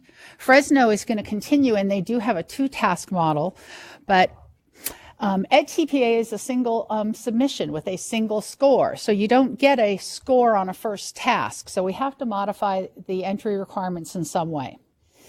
So options 1 and 2 are very similar. The only entry requirement would be all those statutory requirements, the degree, the basic skills, the subject matter, the U.S. Constitution, all of that. And in option 1 and 2, the difference between those two is how long you have to take the full TPA model that your program is using. In the first option, that says the candidate would have to take the full TPA and get it submitted within the first 6 months of teaching, whereas in the second model, the person would have that credential for the full school year, and they would have to complete and submit the full TPA by the end of the school year. The third option is a little bit different because we wanted to give you something similar to the first task, which you had put in place back in 2013. So in the third option, the new Cal TPA definitely has 2 instructional cycles that are being scored. And the first cycle is a simpler task than the second cycle. And so we were saying, if you really feel that there is a need to have something above and beyond the TPA as the exit criteria, you could consider something along the lines of option 3, which is give the candidate the first 4 months or a limited number of months to complete a single task. And if it's the Cal TPA, it could be instructional cycle 1. The focus of that cycle is a prospective teacher is planning lessons. They're learning about their students. They're analyzing 3 different specific students in their class, an English learner, a student with special needs, and an additional student who has learning challenges. And that may have to do with something in the mental health field, something at home, any sort of issue that's impacting their ability to learn. If the first task of Cal TPA were required as part of the entry requirements, then the candidate would be required to do the coursework up through when they take that first task. And if they pass that task, then they would be an ECO candidate.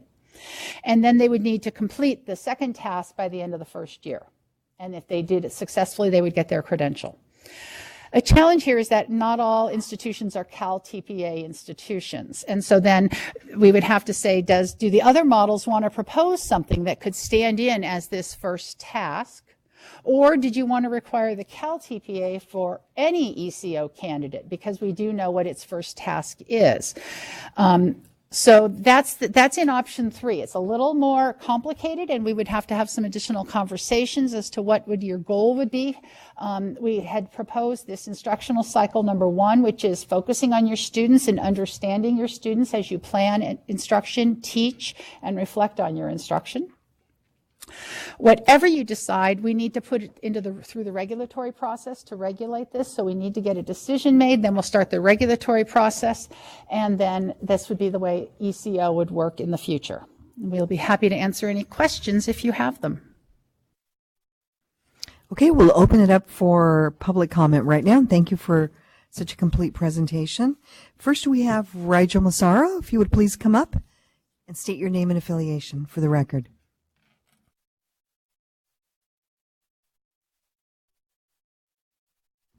Good morning, Rigel Massaro with Public Advocates. By way of context, Public Advocates is very concerned that every student has a fully prepared teacher in front of them. And we know that our high need students, students of color, English learners, are more likely to be taught by less than fully credentialed teachers. I understand that the intention behind the early completion option was that private school teachers, that professionals with extensive experience and applicable experience to the K-12 setting, so for instance, perhaps some sort of trainer, could get into teaching in a more efficient way, that it would be redundant for them to go through an entire preparation program, that it was not conceived as a way for an individual without experience to avoid teacher preparation. Experience, however, is not explicitly required in statute, and so any intern is available to have the ECO option, and it is actually required that they be presented with that.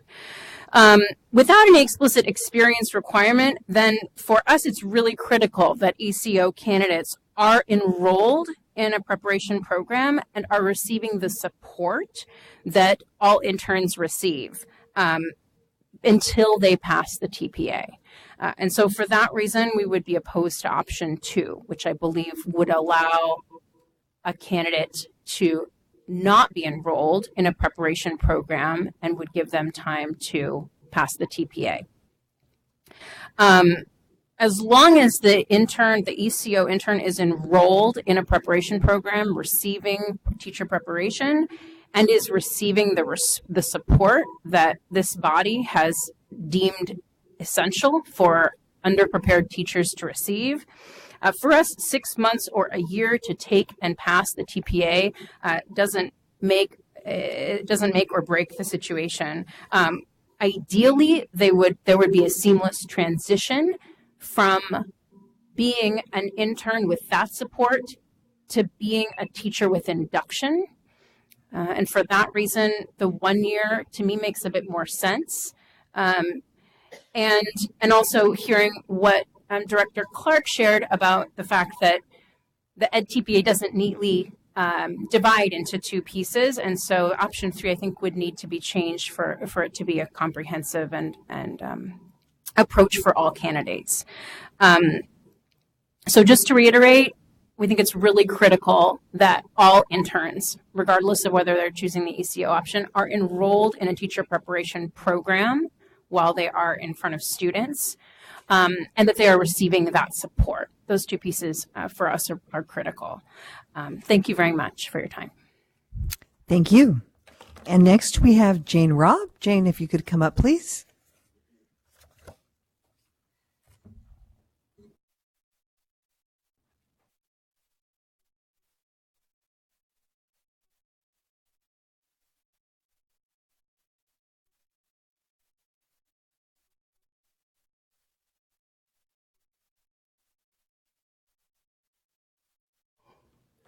Okay. It's more a question than a recommendation on one of the options, and it has to do with the requirements that other interns have, not the early completion, to do the 120 hours prior to getting an intern credential. So that is not addressed in this item at all, and what we were trying to figure out is what is substituting, especially if the TPA is taken away, what is substituting or verification or demonstration that they have had equal preparation before stepping in front of children in a classroom to something that's analogous to that 120 hours? Where does that piece fit in, since that is a requirement for all the other interns? And it's a requirement for these interns also. So everybody who gets an intern document has to do the 120 hours of pre-service. And so they have done that. We did not list it in here because it is not It's not a legislated requirement for Right. this model, but you're right. It is All it is a interns regulatory. must do the 120 So hours. that was the clarification and that we wanted to make sure everyone is in there. serving on an intern document must get the 145 hours plus the 45 more for EL of support and supervision the whole time they're on an intern document. Okay, I appreciate that clarification, and I just thought I wanted to make sure that even though it wasn't stated, that it was in there. So that may be helpful when the information goes out to the public, that that's clarified as well. Thank you. Thank you.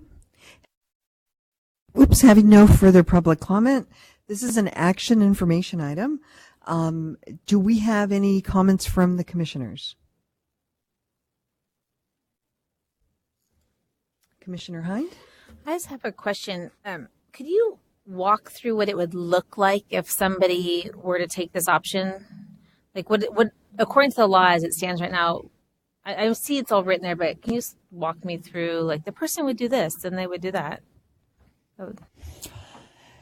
A large percentage of people that do the early completion option, we believe, are TFA candidates because that is part of their model. So they're working with one of the universities in California that's approved to offer teacher preparation. They have to have a bachelor's degree already. They have to have done their basic skills requirement either by CBEST, SAT, ACT, or GRE, or AP scores. They have to have satisfied subject matter by either doing a commission-approved subject matter program or passing the appropriate assessment, the CSET. They have to have done their fingerprint process. They have to have done their 120 hours of pre-service, which has a specified 5 different topics it has to address. And every intern program had to submit a plan showing their 120 hours of pre-service. And then sometime in there, they're going to take this APK exam. They go online and they register for the APK. And previously, before the APK was the exam, only multiple subject, English, math, and science were allowed to be in the early completion option because the exam was specific and we had never been able to get a passing standard set for any other areas because we did not have enough people take the exam. But with the APK, they have it available for all of these content areas, and you'll see that over the 3 years of data we've given here, right around 150 people a year seem to be availing themselves of this process.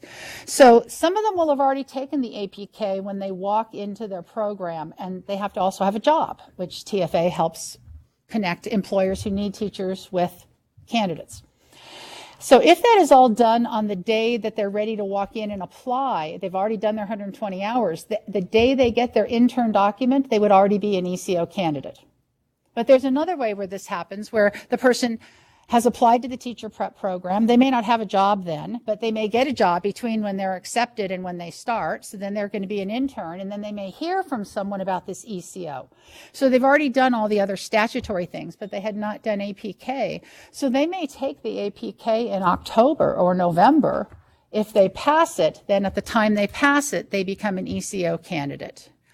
So now with the Cal TPA Task 1 model also being required, previously, they would have to do the task, and the task was kind of an inbox assessment where you had to write, you got some scenarios, and you had to write how you would plan a lesson for your specific content area. So that was also being done. So it was a little less likely that the day you get your intern document, you would be an ECO candidate in that way. And then you would not have to take any courses. You would need to be supported and supervised for the 145 plus the other 140 plus the other 145 hours. And if you pass the TPA, you get your credential. And they often spread the TPA out over the year because it's a long assessment. And so if you do pass, you get your credential. If you don't pass, you then have to do the intern program. And the Ed Code says that the program should consider where you were strong and where you weren't as strong in the assessment. A lot of our programs are not as flexible as that. So they kind of, if you don't pass, you end up going back into the program and doing the program. Did I miss something, Bob? Essential there? No. Bob says I'm pretty close. Commissioner Grenoshire? Director Clark, I'm trying to understand then, has it been determined that the APK is equivalent to courses? If you go to page 5 of the item, and you look there under 444681A through G, the APK assesses the A through G. It assesses human development as it relates to teaching and learning. It assesses techniques to address learning differences, including working with pupils with special needs. It addresses techniques to address working with English learners. It addresses reading instruction, the assessment of pupil progress, classroom management techniques, and methods of teaching the content area that the person's working towards. So those things are what the Ed Code said the assessment has to be, and when the APK was reviewed and action was taken by this body to adopt it, it was determined that the APK assesses all of those. No, it does not assure that it assesses what is in the Commission's program standards. That's what the TPA part is doing. Great. Commissioner Zeppo? Thank you, Director. It seems like option 3 would be the most logical, but also the most difficult to implement. Can you weigh in on your thoughts on what that might look like? There are a couple options with option 3. You could decide that you really like instructional cycle 1 of the Canoe Cal TPA. You could therefore say, anyone that wants to do an early completion option has to do instructional cycle 1 of the new Cal APA that will be available starting October of 2018. They would have to pay for that. They would submit it. They would get it scored. And if they passed that, then they would be officially an ECO candidate. The challenge is if they're in the Fresno program or one of the Ed TPA programs, their program doesn't use the Cal TPA. So then the candidate is going to have to switch to do the FAST assessment or to do the Ed TPA assessment. So for Ed TPA, that's a cost factor because they would already have paid for one of the cycles for Cal TPA. A different option would be to ask the model developers, ask Fresno, ask Scale, to develop and propose something that they would see being comparable to Cal TPA Task 1 or whatever that approach is. The challenge is, are they going to want to do that? You'll notice we don't have a lot of candidates. We're talking 150 people-ish a year doing this. So for any one of the models, it's not going to be a whole lot. So that's kind of the complication with option 3 by putting another assessment in there.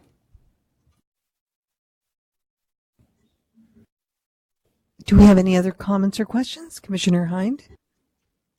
So I'm not feeling totally comfortable with taking action on this right now. I don't feel like I have quite enough information, especially with the option 3 discussion that we just kind of had briefly. I'm wondering if we couldn't wait on this until June to take action and maybe gather some more information, ask some people for some clarification with option 3 or wherever the commission is headed with these options. I just feel like I'm not quite fully getting a clear picture. Am I alone in that, or? Commissioner Greneau-Shire and then Commissioner Martinez.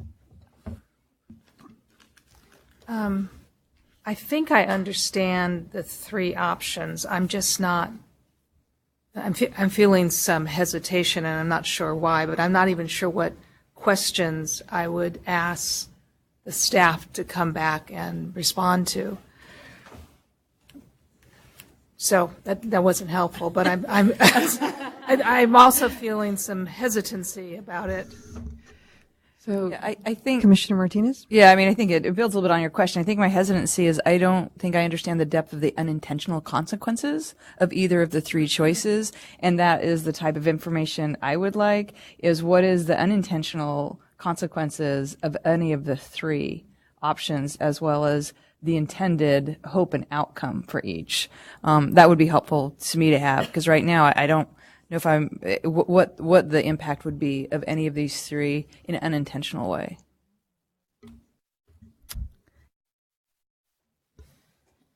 And echoing some of the hesitancy, one question I have in option 1, the idea that the candidate would pass the TPA within 6 months.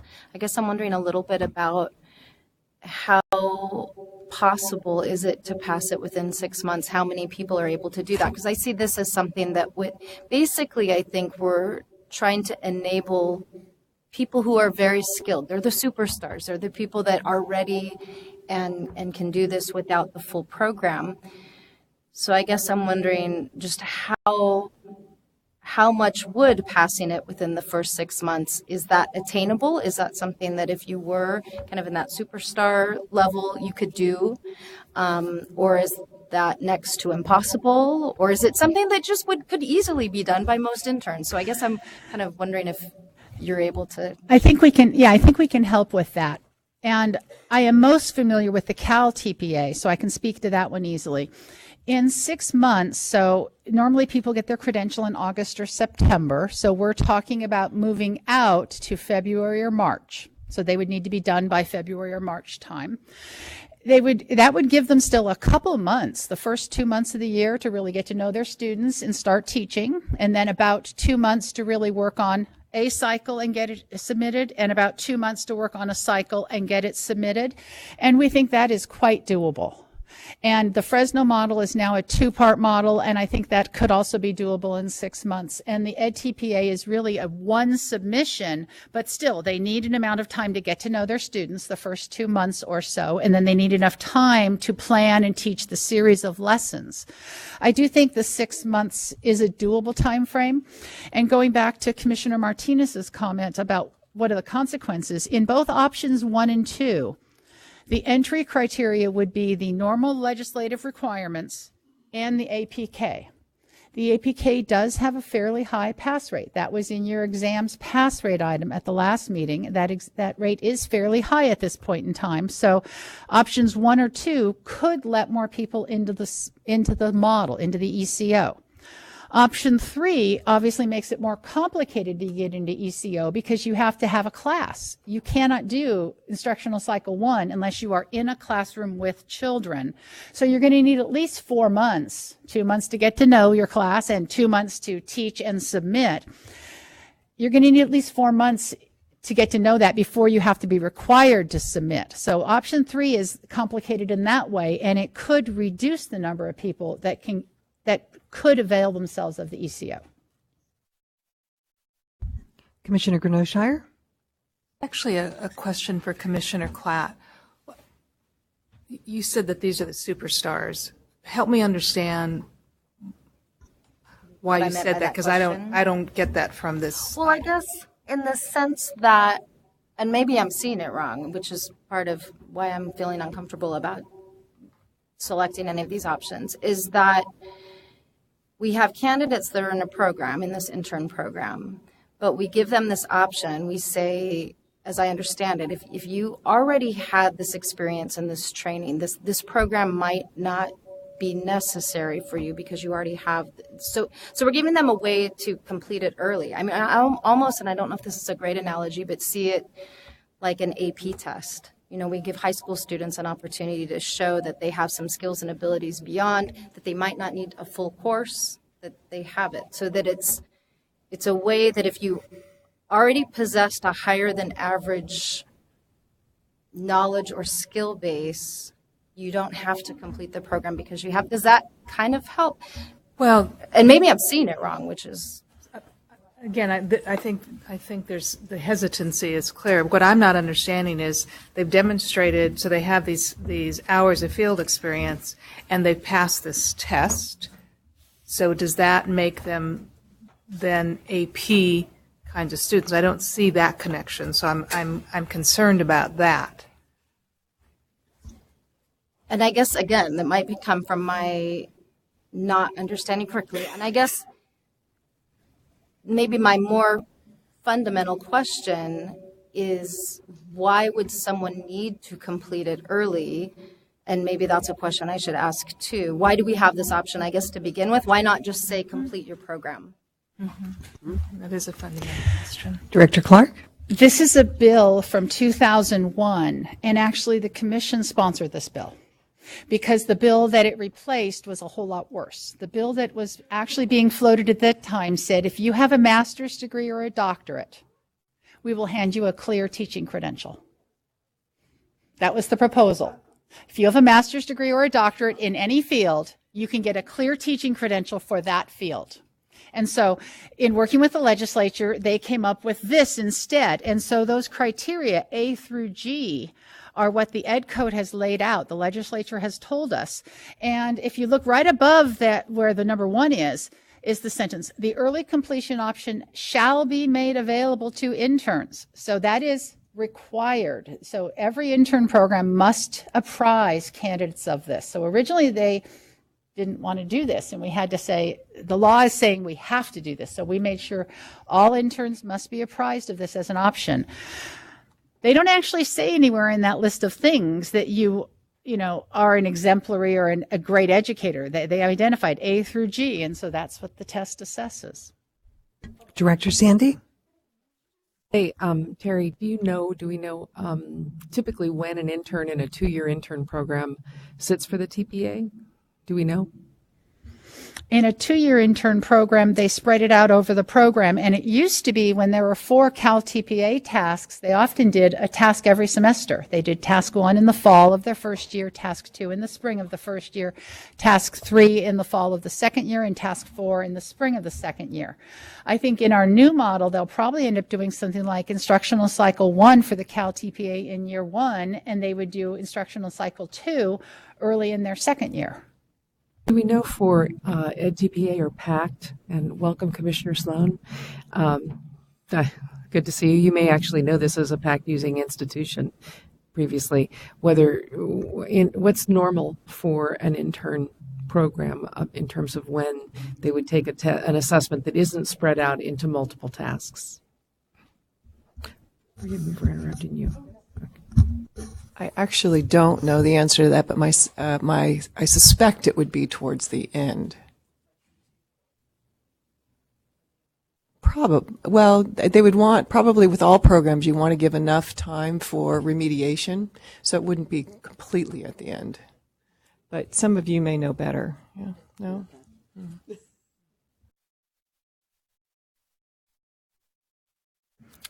Any other comments or questions? Commissioner Slim? Sorry, I missed some of the discussion, so I apologize if I am repeating things that were said or asked. I did have a question. Is it possible to do option 3 with ensuring that but I understand the complications with doing a first task and a second task because Ed TPA doesn't do that. What if we had option 3 that just allowed them to pass the Ed TPA whenever they pass, or TPA whenever they passed it, and up until that point they needed to be in an intern program? My other concern is that even if they do pass and get the ECO option, if they pass early in the year, I'm assuming, won't have any sort of supervision until they enter induction. Is there a way we can say once an ECO credential is awarded that they must enter induction immediately so that they continue to be mentored in their first year? So that's 2 questions. But Clark? The induction standards actually do require that induction start in the first year of teaching on that preliminary credential. The challenge is, of course, if someone passes the TPA at the end of January, does the induction program have additional people to serve as the coach? That idea.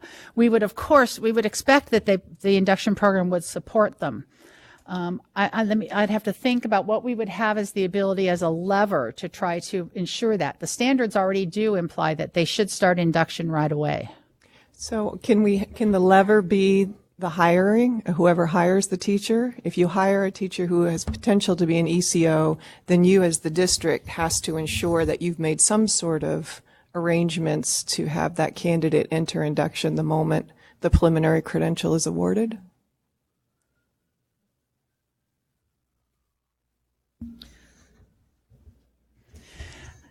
I think we would need to do some research on that topic, because treating the candidate in a different way when they've passed the TPA they've passed the TPA, and so in some ways it doesn't feel like we can necessarily do that. But let me check, see what we can think about that. Commissioner Klatt? I support that idea. I think that there should be some kind of support, and that might be a way to do it. I'm wondering how that would look in induction, and I'm thinking at least of the program I'm familiar with. Someone coming into that mid-year, would it mean they were excused from the activities that happened? Or like I'm thinking the cycles that we go through, would they have to complete, like where would their year start? So if they came in mid-year, halfway through the cycle that all of the other inductees had been in, what would that look like, I guess? Would they just get credit for up until that point, or would they then have to extend induction halfway into their third year? I guess I'm just not sure how it would logistically work.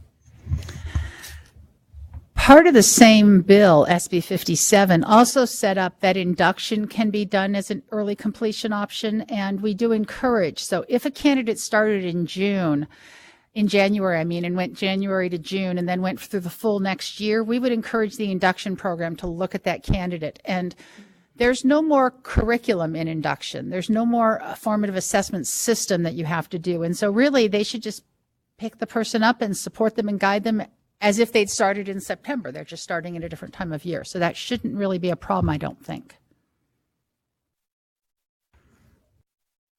Commissioner Sloan, did you have another comment? Yeah, is there another way? Again, sorry to miss. I've been trying to get here since 7:30 p.m. last night. Is there another way? I guess, and I'm guessing that other people have said something very similar. Our concern is, I think the early completion option was something that we looked at for people who had some sort of exceptional experience prior to coming into the classroom. In other words, we would consider it for somebody who had been a private school teacher for a while or who had taught in some other context, who had some experience to bring to teaching. But it seems that when you look at who is being offered this credential, age 21 to 30 are the 76% of them. A 21-year-old isn't going to have teaching experience. The other reason we might look at this is to see if it alleviates challenges for teachers of color to enter the profession in different places in our state or rural areas where people might live, et cetera. But that doesn't seem to be the case either, since at least 60% of these ECO teachers are white. So I think it really behooves us to try to ensure that if we are able to strengthen the kinds of preparation and support that somebody with this option gets, then we should do it. And I don't know if maybe induction isn't the right option.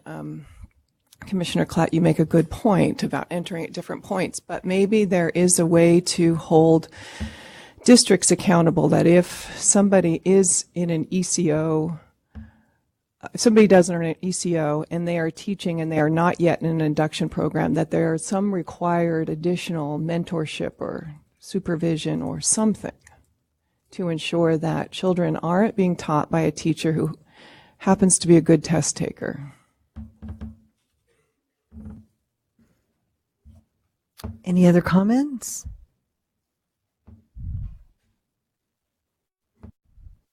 Director Clark? What I was going to say is it would help, I think, us as we think about what to do and who to reach out to, because the TPA is kind of the exit. What else is it above and beyond that you need to know as an entry? What are the kinds of things you need to know that this candidate knows and is able to do? If you could talk a little bit more about that, then it might help us think about how we could operationalize that. Commissioner Grenoshire? Well, I think the verification of the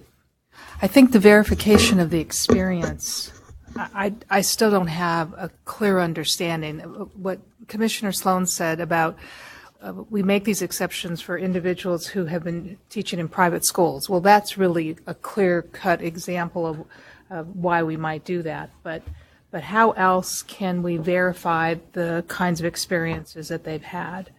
I'm also interested in addition to the requirements and in addition that they take the tests well, do they understand? Can they demonstrate understanding of the standards in some way?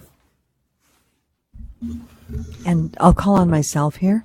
And I believe that's one of the comments that Ms. Massaro made about where the intent was the experience, as Commissioner Sloan said, but that was never stipulated in the law. And so there isn't really, we're not bound by law with regard to what is experience, that how clearly defined is it? And playing off on that, I'm not sure that you have discretion to apply that as a rule for access to this program, given that the law does not. So I think that there are particular types of programs, Teach for America, for instance, who have used this opportunity for many of their graduates to see if they are able to test out of preparation with the right kind of support. And I don't think you could apply an experience requirement that would take that population out of the running for this as an opportunity. So certainly those with experience are going to have an easier time of meeting these requirements. There's no doubt about it. But beyond that, it's been challenging. This particular issue, I've been at this table a number of times when this commission has grappled with the idea of early completion, both for administrators and for teachers. And let me just validate that you never feel comfortable about that. It's not where you go. It's not what you're impaneled to do. What you're impaneled to do is identify the normative requirements for anybody coming into the profession. And we put 95% of our focus and energy into that. And then we sit down and discuss but for these other people will just not do that. It's psychologically challenging, I think, to address this set of issues. And yet, I think, there are some folks who have managed to move through these types of these routes, and you don't want to hold them back if they can demonstrate that they've met the right standards. So we're intrigued by the prospect of utilizing something like the new Cal TPA Cycle 1 assessment. We'd be happy to bring that back to you and actually show you what it does and what it's looking for in terms of preparation as the first part of a two-part assessment. In truth, okay, I'm a little biased because I've been working on this for a while, and I think it's a good instrument. If a candidate can demonstrate that they understand their students in all of the ways that cycle expects them to, and plan instruction appropriately and adapt that instruction to meet the needs of the full range of students that they're going to be teaching, that tells you something about their readiness to begin. And that ought to give you a little bit more confidence. And if, as Director Clark has already indicated that anybody going through this route is enrolled in a program, has had the 120 hours of pre-service, has taken all of these different tests, and they must still be in the program and are supervised and supported until they exit the program, by the program, then that would move them forward. They've met all these requirements before they become the teacher of record in a classroom, and then within a specified period of time would have to demonstrate they can do Cycle 1. That might give you a level of assurance that this person is the type of gifted teacher in training that might not need to run the full course in order to get the standard met. So we offer that as a substitute that hasn't been tried yet. And so all of us are feeling a little bit, I think, curious and interested in it as an option to consider. And we might just need a little bit more time to dwell on whether this would be the right hurdle to get over that would take you out of a preparation cycle, except insofar as you would need to have Cycle 2 if you're on the Cal TPA track.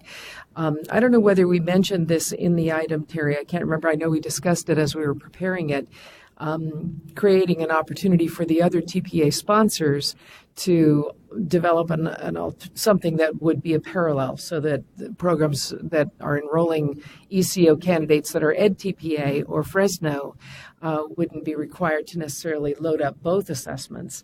And so we did discuss. Did we put that in here? So that's in here. So the notion that top of page 4. Top of page 4. Thank you.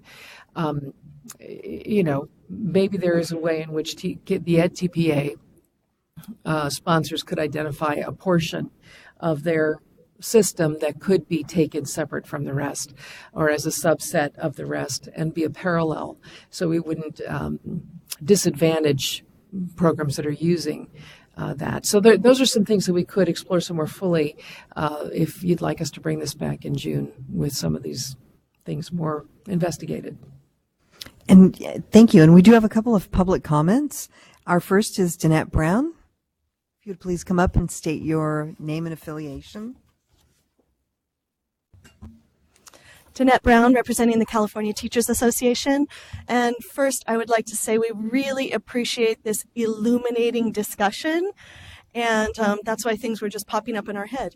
As long as there's some interest in information that commissioners would like to know, we'd like to throw an additional factoid out there that we would be interested in hearing is candidates that go through an early completion option, how long do they stay in the profession? Additionally, in the spirit of collaboration, we would like to throw an additional fact out for consideration as another option, considering that the legislation for this went into effect, I think, 2001-ish. I think going back to the initial intent, what is the purpose of this, and have we outlived the purpose in what we know about teaching and learning today? And maybe it's time to sponsor legislation to undo that previous legislation and not have an early completion option. Because it's my understanding that institutions can, what's the term? They can grant equivalency. So we already have a mechanism for people who may be coming into a preparation program with experience or something like that. I'm just throwing ideas out there, you know, as options. As long as we've got option 1, 2, 3, and maybe 4, 5, 6, we'll just throw another one out there for consideration. Thank you so much. Thank you. Mr. Scott?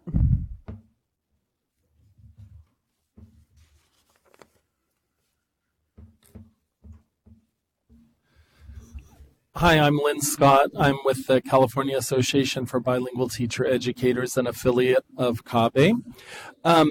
I put in my card, I think just after she did, we did not talk, but had the exact same issue. How long do these early completers stay in the profession? And I'm a faculty member at Cal State East Bay, and my concern is often with the high flyers or the quick learners. We want to keep them in the profession. So having more knowledge and information and competencies in their subject area as well as in pedagogy often makes them feel more confident when they come up against hurdles. So my concern would be, following the intent of the law, if we didn't propose to change the law, would be how does this impact their longevity?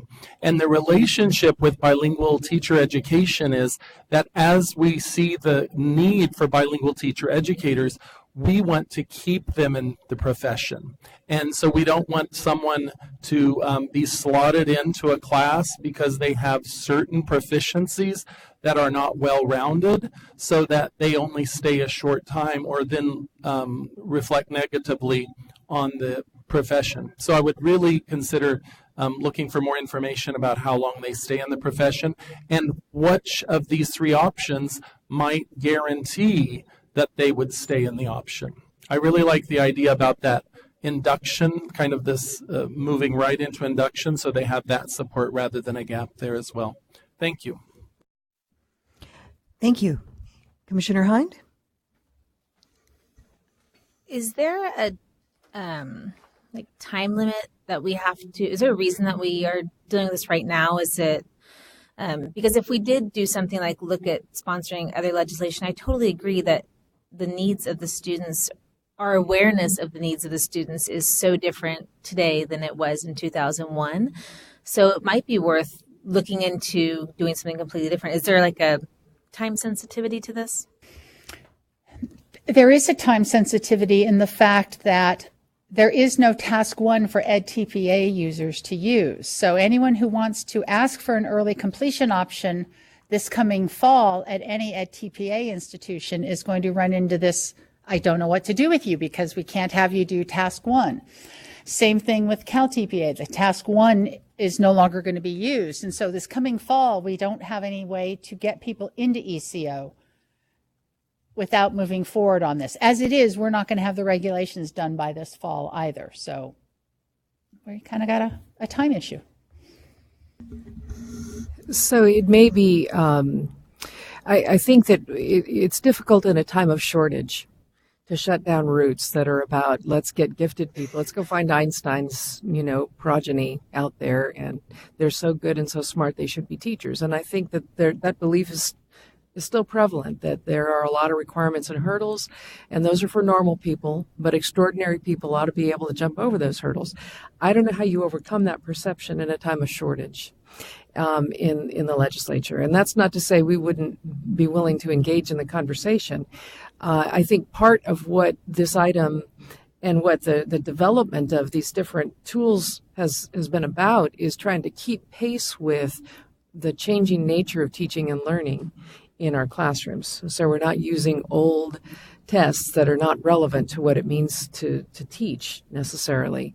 And so trying to keep it at least current with what our current development looks like has been part of the impetus to implement this law, with some fidelity to its intent, but to make sure that the standards that are being asked for candidates to achieve are appropriate standards. And as Terry has said, the old Cal TPA Task 1 is ready to be retired, and we need a replacement. I mean, one of the options that the staff discussed was to just eliminate that requirement altogether. But having had the conversation with you all around this table about ECO, the idea of just removing something from this list didn't seem like it would fly very well either, that we needed to have some sort of replacement strategy, which is really what the staff has tried to do. The replacement strategies they're offering you here are either shorten the time that someone has to be fully ready. That's a 6-month window to complete a TPA for someone on an intern document. That would be, the extraordinary candidate could probably do that. And option 3 is about find a replacement for that task 1 that allows the semi-extraordinary candidate to demonstrate enough capacity that you're willing to let them, you're willing to bet on them finishing early and let them go. So, yeah.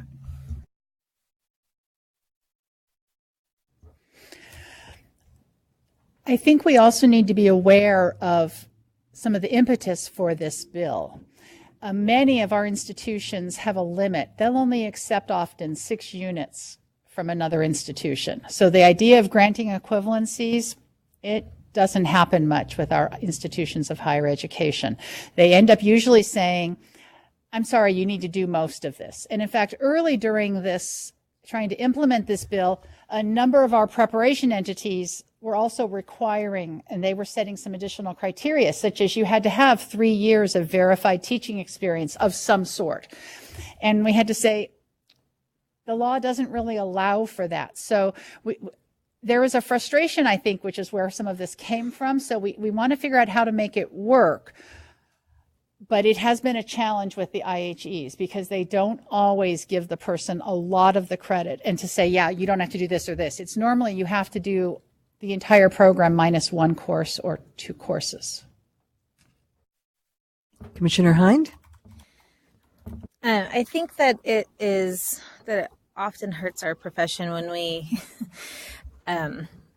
allow people to assume that level of intelligence equals good teaching.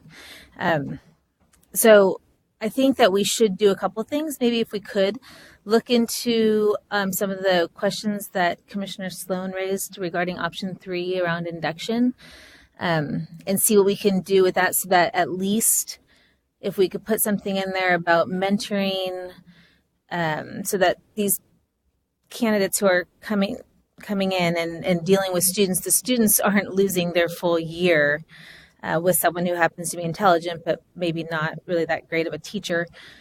And then in the meantime, we could also make it a separate agenda item or something where we can talk about other options, maybe supporting legislation or doing something to that effect. I don't know what we are able to do, but that way we have, if we bring this back in June with some more information, then we can make a decision for the short term while making a plan for the long term. And just to clarify for the record as we go forward, when I said superstar, and maybe that's where the question was coming from, in my mind, I was thinking superstar teacher, not superstar scientist or writer. So I just wanted, and now I'm kind of seeing why that might have maybe had questions, but I was seeing it as someone who had the skills as a teacher and knew the educational, had the pedagogy and that experience. So to clarify. Commissioner Kung? So I have a quick question. So all these ECO candidates have to pass this APK test. How challenge, or what is the pass rates, if you know? I have that agenda item up because we had that agenda item at the February meeting, so I have to get back to it. And that's kind of what prompted a lot of this conversation, was that agenda item last time. The pass rates were very high on that APK. We're talking 90 percentile. But you'll notice when you do look at the number of ECO candidates, there's not that large of a number. There's been about 150 a year over time. I'm trying to get to the page because it's a really long item and I'm not on the right page. Does it tell us? 94% was the pass rate.